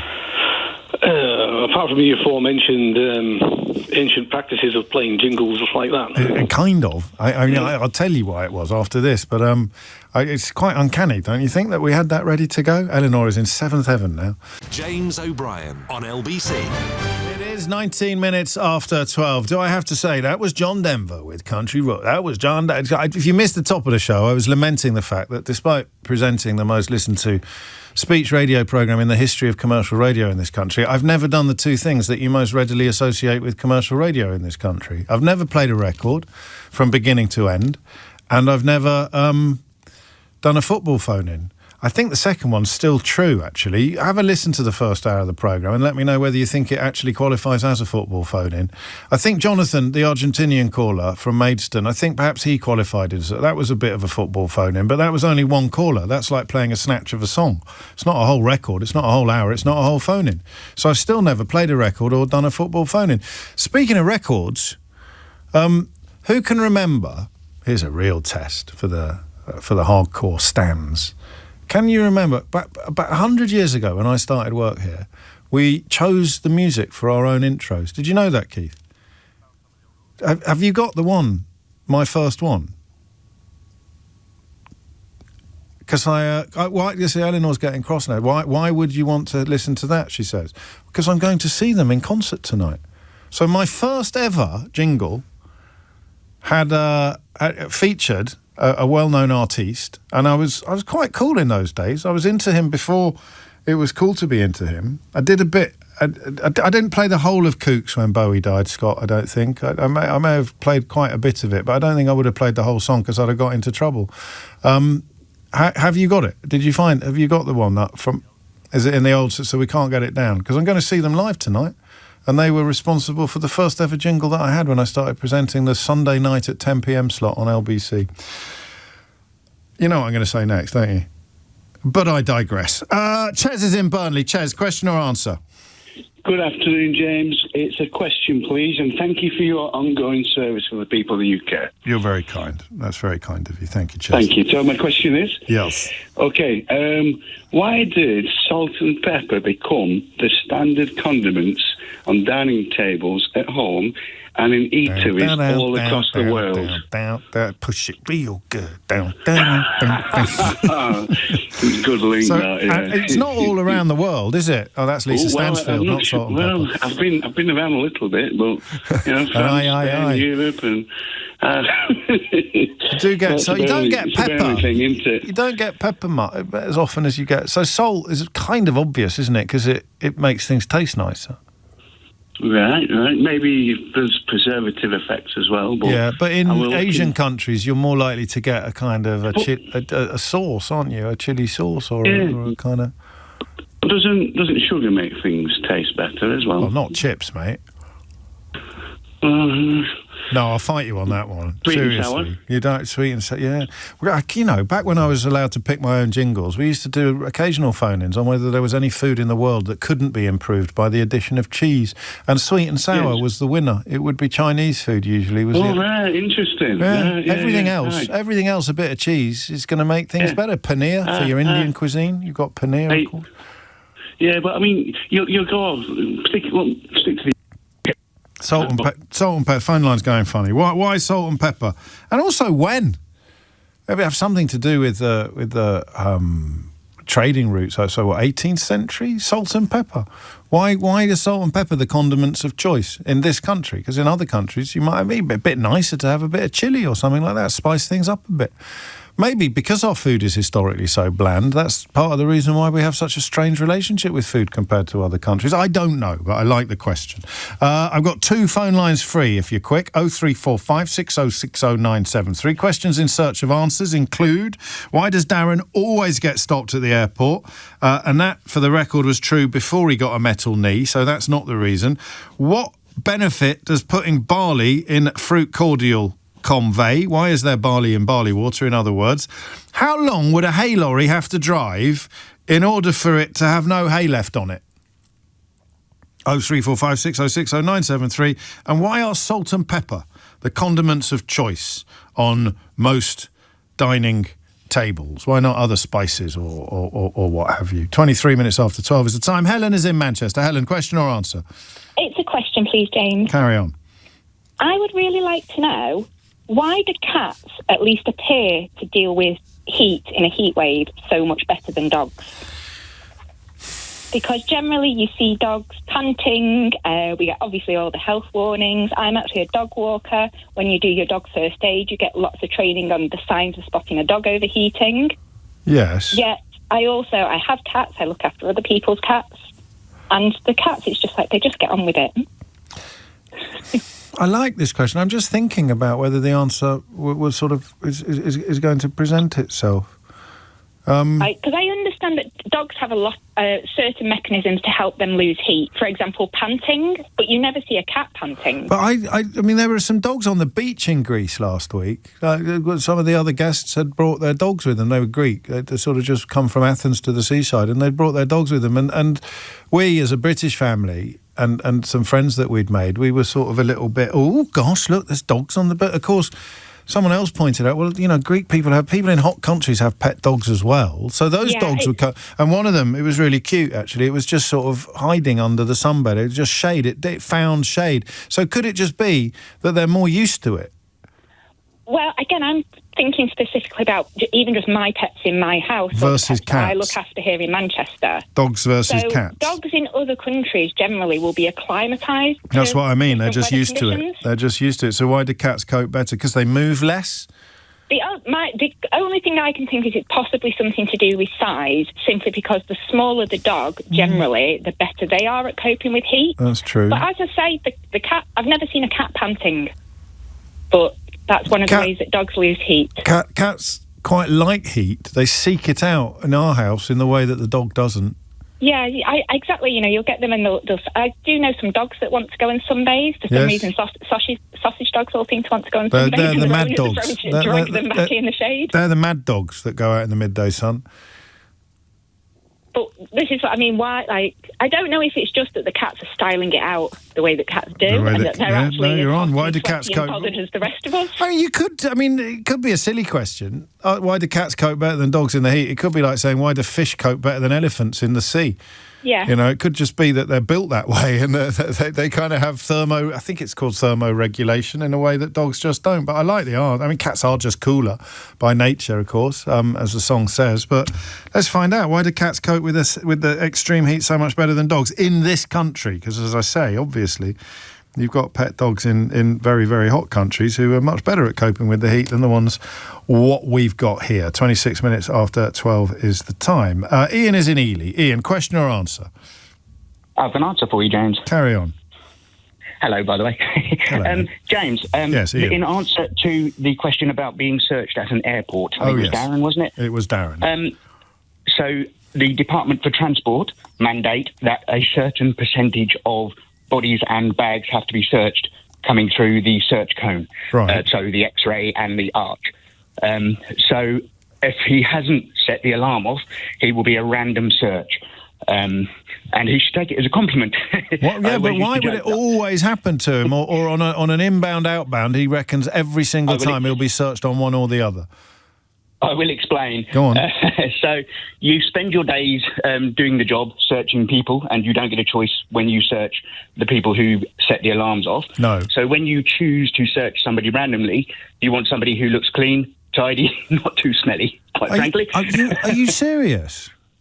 It's a bit of a joke, but there's also a kernel of truth in there, yes. Well, I mean, how much of a joke is it? Because I would have thought that the smelly people were much more likely to be up to no good than the nice-smelling people.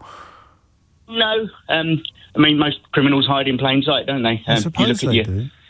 You look at your drug dealers and all the rest of it, they tend to be quite respectably looking, don't they? You're right. I'm thinking more about, like, the bus or the London Underground or something like that. And I'm not, just because people are smelly doesn't mean that they're criminal or anything like that. So you would, because you have to sort of put your hands on them, you're more likely to choose people who look quite sort of fragrant. Well, I mean, ask yourself the question, James. If you're going to be getting up close and personal with somebody, do you want them to be nice and clean, or do you want them to? Well, now I'm offended because I don't think I've ever been searched. What's wrong with me? It's my angry face, offended, isn't it? It's my angry face. It's probably because you're a celebrity, James. It's because I'm a mess, mate. That's what it is. It's because I'm a right old man. Qualifications?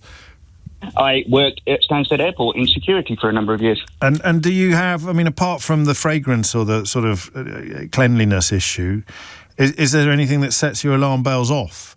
Because, I mean, I don't want you to give away any trade secret. Well, but you sort of thought, I'm going to check him out. Would you stop someone for looking shifty? Yeah, obviously. I also spent 10 years in the police, and you develop a copper's nose, and the same in security. Yeah, so you just would. They look a bit nervous. So nervous. Do you think nervous flyers get searched more than everybody else? I don't know. Because that would. Well, I mean, it's an interesting thought, isn't it? Because it becomes then a self-fulfilling prophecy. If you're a very nervous flyer, you're going to look very shifty as you make your way through the thing, which means you're more likely to get searched, which is going to make you even more nervous. That's not your problem, Ian. You've got yourself a round of applause. Thank you very much. I don't know why I'm saying thank you. That was for Ian. I'm saying thank you to Keith for doing his job so well. It's coming up to 12:30. One phone line free if you want to get a question on the board or indeed answer all of these questions. 0345 6060 973 is the number that you need. While Amelia Cox brings you the headlines. James O'Brien on LBC.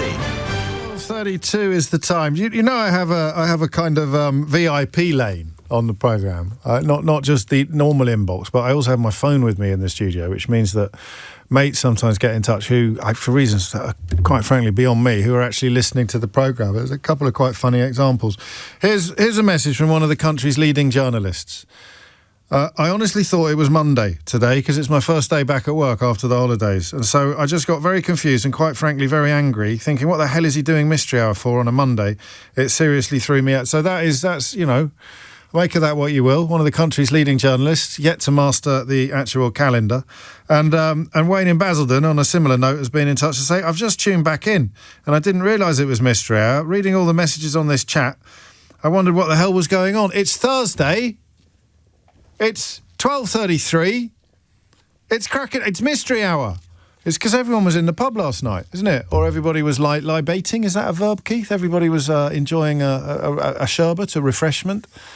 That's why everyone's a little bit weird today. Everything's a little bit off kilter. And, you know, for reasons we discussed in the first hour, that may not resonate with everybody, but it resonates with enough of us to be pertinent, to be relevant. Back to Mystery Hour. Simon's in Lambeth. Simon, question or answer? Question, please, James. Good afternoon. Good afternoon. Are white eggshells more brittle than brown eggshells? Thinner, you mean, essentially? Thinner, yes, thinner, brittle. They just seem to break a little bit more when I'm... I think that tallies with my personal experiences as well. Yeah, so I just like if someone can... Who would know? Science behind that. I mean, we need you know what we need, don't you? An expert. Yeah! Hey, I set that up for you, mate. Lovely. See, I'm not a pretty face. I could have had that myself. I could have had that myself, but I let you have it. Very kind. That's on my birthday as well. Is it your birthday? It's almost like I sensed it. Well, happy birthday. Thank you very are much. white eggshells thinner or more brittle than brown eggshells? We both think that they are. From our experience of cracking them. But we don't know for sure. On that. And why? Why would they be? It's something to do with the composition, obviously. What makes it brown may add a sort of layer of whatever the opposite of brittleness is. Sturdiness, robustness. Thank you, Simon. Still need answers to the question about barley water, the question about hay lorries, the question about salt and pepper. Down. I can't believe you haven't got that ready. Do I have to do everything myself on this programme? Every time I say salt and pepper, we could play a little bit of down. No? All right. Thank you, Keith. I do. You're right. We don't need the record. I'm doing a perfectly good job by myself. Cats and dogs. Why do cats cope better in the heat than the dogs? And are white eggshells thinner than brown eggshells? Ian is in Callington in Cornwall. Ian, question or answer? Well, I was going to go for another consonant, but I'll go for a question this time, James. Let's do it. So, itches on your skin. I wonder why. When my skin itches, let's say my arm, and I look at it and I think what's going on there, and I scratch it, and it looks exactly the same as everywhere else, but I scratch it and it stops itching. What's happening? What's the question? Why does scratching stop itching? Yeah. This is either a question of unparalleled genius or epic stupidity. Probably vote for the second. I often, when I think it's the second, it turns out to be the first. So why does scratching work? Yeah, because it looks exactly the same as everything else. Why are you hung up on how it looks? Well, because it's not about how it looks, is it? A scratch isn't a visual thing; it's a feeling thing. It is, but it's just like if you. I'm sort of expecting to see something because it's itching, but. I see what you mean. Oh, yeah. Mm-hmm. Well, you might be. I mean, it might be itching because something's landed on you or because you've got a little spot or something like that. So there's probably some sort of evolutionary explanation for this. But you get an itch, an invisible itch, and then you scratch it, and then it goes away. So the question is, and I'm standing by my observation that it's either absolute genius or quite spectacularly poor. Why does scratching work? Or how does scratching work? Is it how? How does scratching work? It's more hard because sometimes you might not actually scratch it. You might just rub it gently or just agitate it or you do something to it. Have you ever tried to do it using the power of your mind? Like the Queen. What do you mean like the Queen? Well, she legendarily never scratched anything, did she? I've never heard that legend before about Her Majesty. No. Is that true? Which one? I thought that was a well-known thing. Well, it might be. Just because I don't know it doesn't mean it's not well-known. Quite the opposite, in fact. You mean the late Queen, the last Queen? The late Queen. She was never seen scratching, ever? No. Oh, there's a challenge. I mean, I never saw her having a good old rummage, but surely she might have scratched her earlobe on occasion or something like that. don't think so. And that was the thing, was it? I'm just going to do a quick vote. Everyone put your hand up if you heard the story about the late Queen never scratching. No, it's just you, mate. I may need to do some research. I'm pretty sure. No, my instincts tell me that you're right, and that the people that I work with need to get out more. But certainly not, myself included. It's not one that I've ever heard before. I mean, she never carried cash. I remember that. I initially found out when my mum told me. So it's some time and her son ago. never sweats, of course. We can't forget that, can we? But the late Queen never itched. Never scratched, rather. Who knows how much she itched? We'll never know how much she itched, but she never scratched. Not in public. Not in public. Yes, probably the minute the palace doors were shut, she'd have been like Baloo the bear, wouldn't she? She'd have been right up against a tree in the Buckingham Palace garden. Thank you, Ian. How does scratching work in the context of invisible itches? I think it's probably obvious, but how can I say that it's obvious if I don't know what it is? 0345 606 0973. And of course, how many people got itchy? It's a bit like yawning, isn't it? You talk about yawning, you suddenly yawning. Talk about itching, get a bit itchy, do you or not? Does it work like that? Itchy, scratchy? Jack is in Lutterworth in Leicestershire. Jack, question or answer? It's an answer, James. Carry on. So it's regarding the barley water question. Oh, yes. So it's added to the juice then to give a smoother texture. Really? Yeah. So it's a traditional ingredient to add a smooth texture to the squash. So I'm comparing it in my mind's eye, Jack, with Kia Ora. So I'm going back a few years. I haven't seen Kia Ora in the shops for a very long time, but that would be the one I always wanted Mum to buy. Between you and me, she would buy the own brand low sugar cordials when I was a kid, which were horrible. But if I went to my godmother's, they had Ribena. That was so exciting when they had Ribena. But I've got an image in my mind's eye of Robinson's barley water, orange. Yeah. And it is more opaque than Kia Ora, isn't it? Yeah. And that's because of the barley. So it creates a more viscous concentrate. Yeah, and then what benefit does that convey when it's diluted? So it will just make a smoother drink so you have a nicer mouthfeel. I was desperately hoping you were going to use the word mouthfeel. It's all about the mouthfeel. Yeah. Qualifications? I'm currently sat in a warehouse full of Robinson's products. Are you joking? No. You're there now? That makes Robinson's, yes. I'm in the warehouse now and I work for the company that makes Robinson's. That's pretty good, isn't it, Keith? How many people can you see currently in that warehouse? I can't see anyone come staring out a window. Yeah, all right. How many people are in the building as we speak? Probably a few hundred. How many people are listening to LBC? Not many, because I don't think they've got it on in the warehouse. How many flavours of barley water are currently available? I can't remember off the top of my head, but it'll be 5 or 6 probably. It's too orangey for crows, Kia Ora. I'm going to give you a round of applause. I was toying with the idea of giving you a Ray Liotta, but I don't think that I can in the circumstances. You'd need to have, I don't know, come up with the formula or something like that. Is there any benefit to it at all, apart from mouthfeel? Is it good for your kidneys or anything like that? I think it's probably because you've got that added benefit of the barley in there. You probably get more vitamins and things. Yeah. From that. So it's probably got benefit in that way, but all the products have a different benefit. Will you do me one small favour? Will you go and switch the radio in the warehouse to LBC? I'll try to. He's taking his life in his hands there. Round of applause for Jack. Lovely work. Not quite a Ray Liotta. I'll get grief for that. Some people will think I should have given one, but I'm not going to. Tony's in Chingford. Tony, question or answer? Hello, mate. That was quick. Yeah, it's an answer to your itching question. That's why it was quick, you see. Yes. Well, I suffer from hypersensitivity. I have to take labels out of clothes and, not wear anything remotely itchy, which is why I wear comfortable clothes all the time. Lovely. But when I was talking to the doctor about itching, it's a bit like when you've got a really bad ache in your back, you can't feel an ache in the end of your finger. It's more intense. So your brain is thinking, okay, I've just had that really intense scratch. Now I'm not thinking about the smaller itch.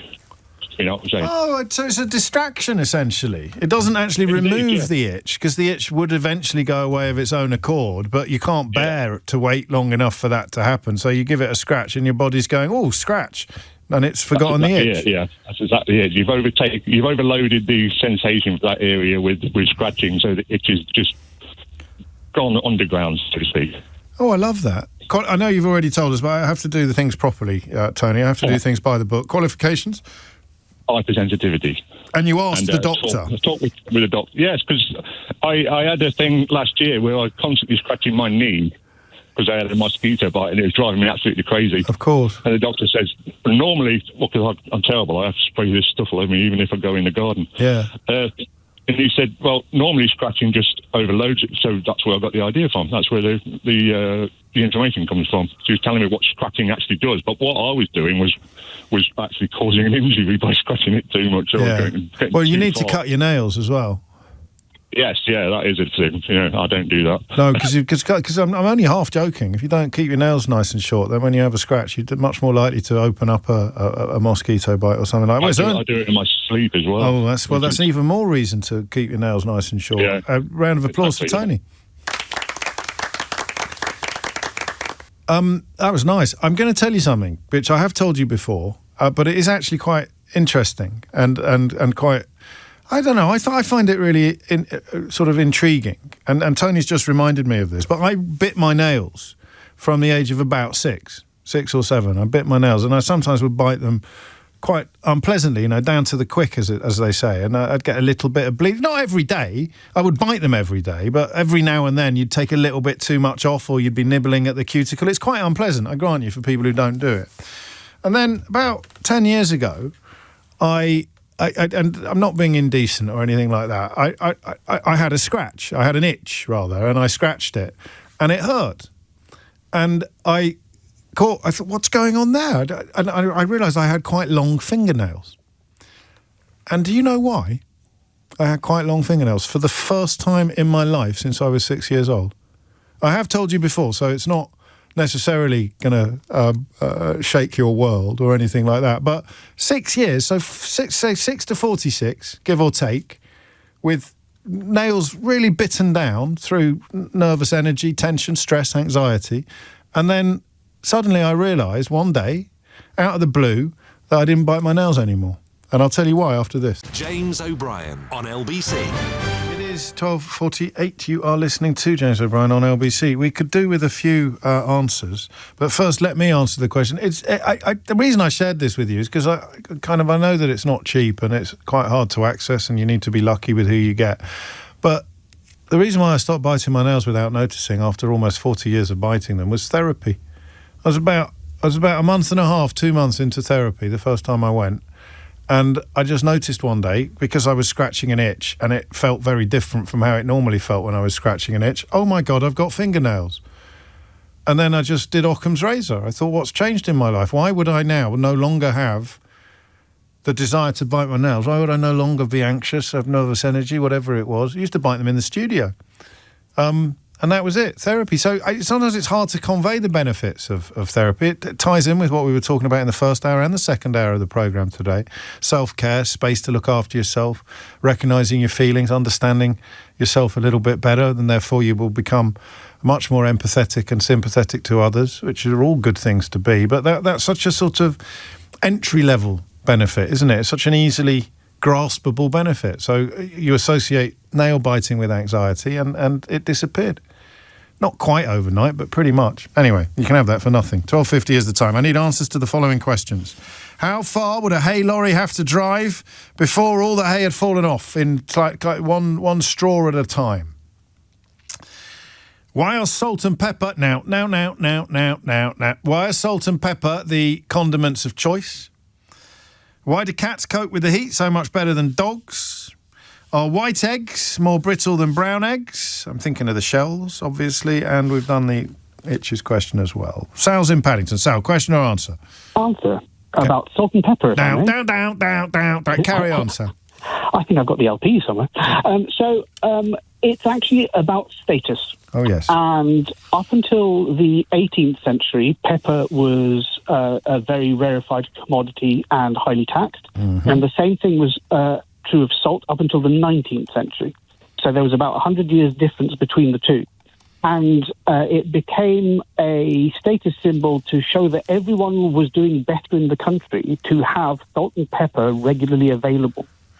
And so the Industrial Revolution is basically what did it. And I mean, the other side of the explanation is that they are flavour enhancers. To a point, yes, because a lot of people were actually loath to use them when they became because they were just badges of status. Yes, and so even though they had become common, people didn't actually want to use them in case it went back to being highly taxed and a rarefied commodity. Oh, that's really funny. So there's real chicken and egg stuff going on here, because the reason why they would become a commodity is their value of their utility, and their utility is that they're flavour enhancers. But human... Sorry, go on. There's also the holdover of an awful lot of sort of superstition to do with both of these condiments. Yes. So, I mean, there's still the throwing the salt over the shoulder if you spill some. For the devil. And because it was used to purify holy water with a sprinkle of salt before it was blessed, and so on. So, yeah. I like that. And what I meant by chicken and egg was that it was of value because of its flavour-enhancing qualities, but because of its value, it then assumed, a bit like orchid fever, it then became valuable as an end in itself rather than as a means to an end. Over whether you wanted white pepper or black pepper, because white pepper, it comes from exactly the same source, it's just it's refined and doesn't have as long a shelf life as black pepper does. I like that. I like that a lot. Your name is salty as well. It is, rather, yes. Is that Sal? Sal is salt? I mean, sel is salt in French. Is Sal salt anyway? Is it It's short for Salvador. And what does that mean? Saviour. So you're not a salty person, particularly. Oh, it has been known on occasion. Do you know, Sal? I've mentioned orchid fever. Eleanor doesn't know why, but I mean, I'm not Google. You can look it up. Do you know why I'm thinking of pineapples? Because of the argument as to whether it adds or detracts the sweetness and saltiness on a pizza? Nope. Because of how important they are architecturally and why you have statues of them all over the place from sort of the 1760s onwards. Close, but no cigar. Shame, I'd quite like a cigar. I have no clue. Oh, well, they were also... Okay, so he's there. The he's shape getting of a pineapple was used often as a salt or a pepper holder and shaker.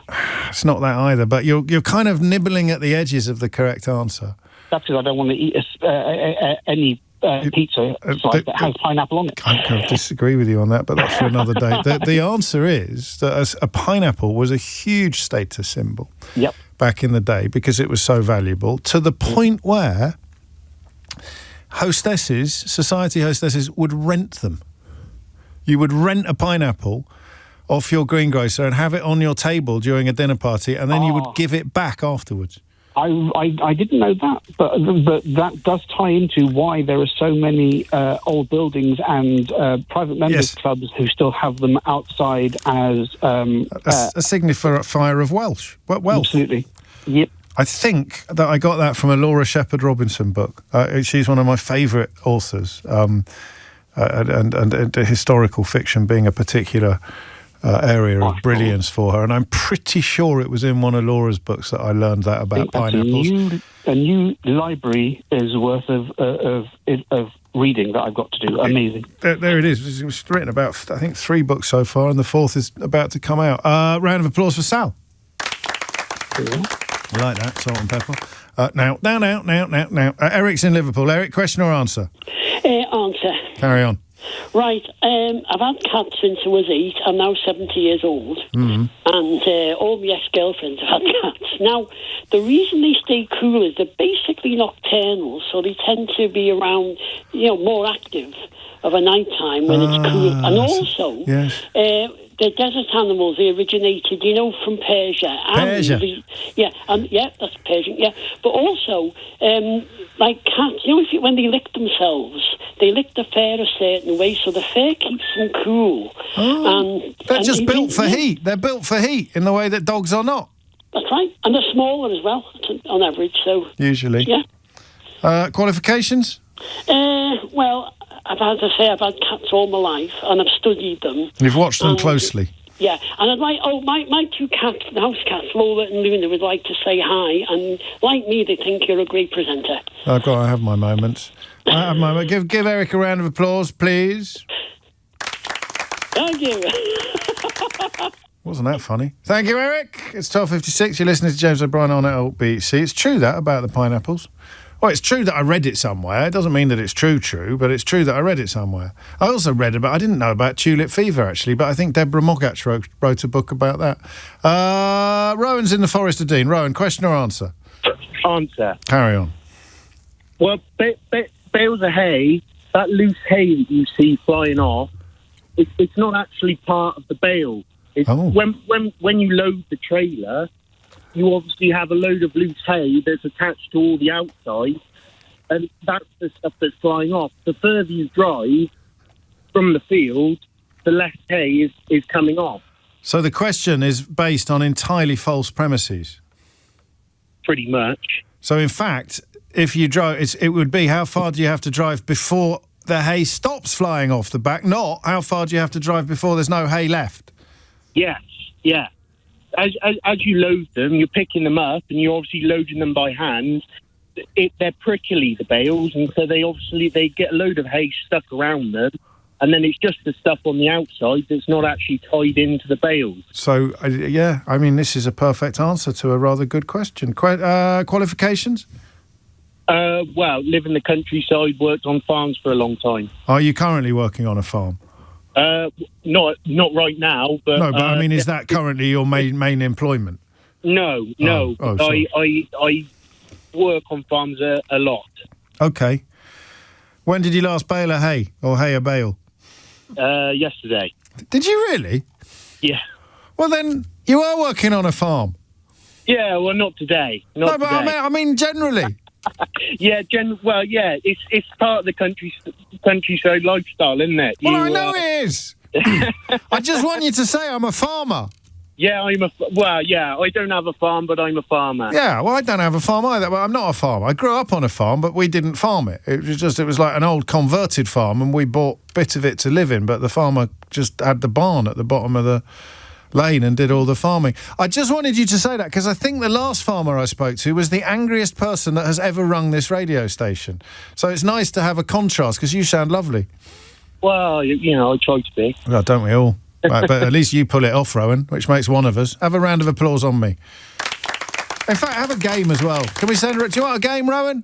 Yeah, I'll have a game. Let's send him a game. Seriously. Do you want it in a tin or in a box? In a tin. Send him the tin as well. There you go. Something for him to do between. I like the idea of the lads sitting around, having done a hard day's hay baling, having a quick round of mystery hour. You could use the bale as a table. You could. Oh, that's lovely. That a pint of cider. Oh, what a bucolic idyll we've conjured up. Let's go. I think I better go home. If you missed any of today's show, you can listen back on Catch Up on Global Player, or indeed on the LBC app, where you can also stay up to date with all the latest news, videos, and opinions. You can listen to a range of podcasts, including James O'Brien Daily, the best bits from my LBC show every day. Download the official LBC app for free from your app store now. Simon Marks back at 4, in for Tom Swarbrick, who's currently in for Nick Ferrari, but now it's time for Sheila Fogarty. Thank you. My angriest caller ranted and raved about the fact that I talk. Yeah. Tricky, that, isn't it? Yeah. Hard to meet his or her. Yeah. He was sick of hearing my voice. It's a his, isn't it? It's a his. Gonna be a sick his. Of hearing my voice and sick of hearing my name on the radio. I sometimes wonder whether we should send people round to these persons' houses to teach them how to turn things down and or off. Or off, yes. Yeah. But hey-ho. I was more inclined to go and just shout through the letterbox. But anyway, thank you very much, James. James O'Brien on LBC.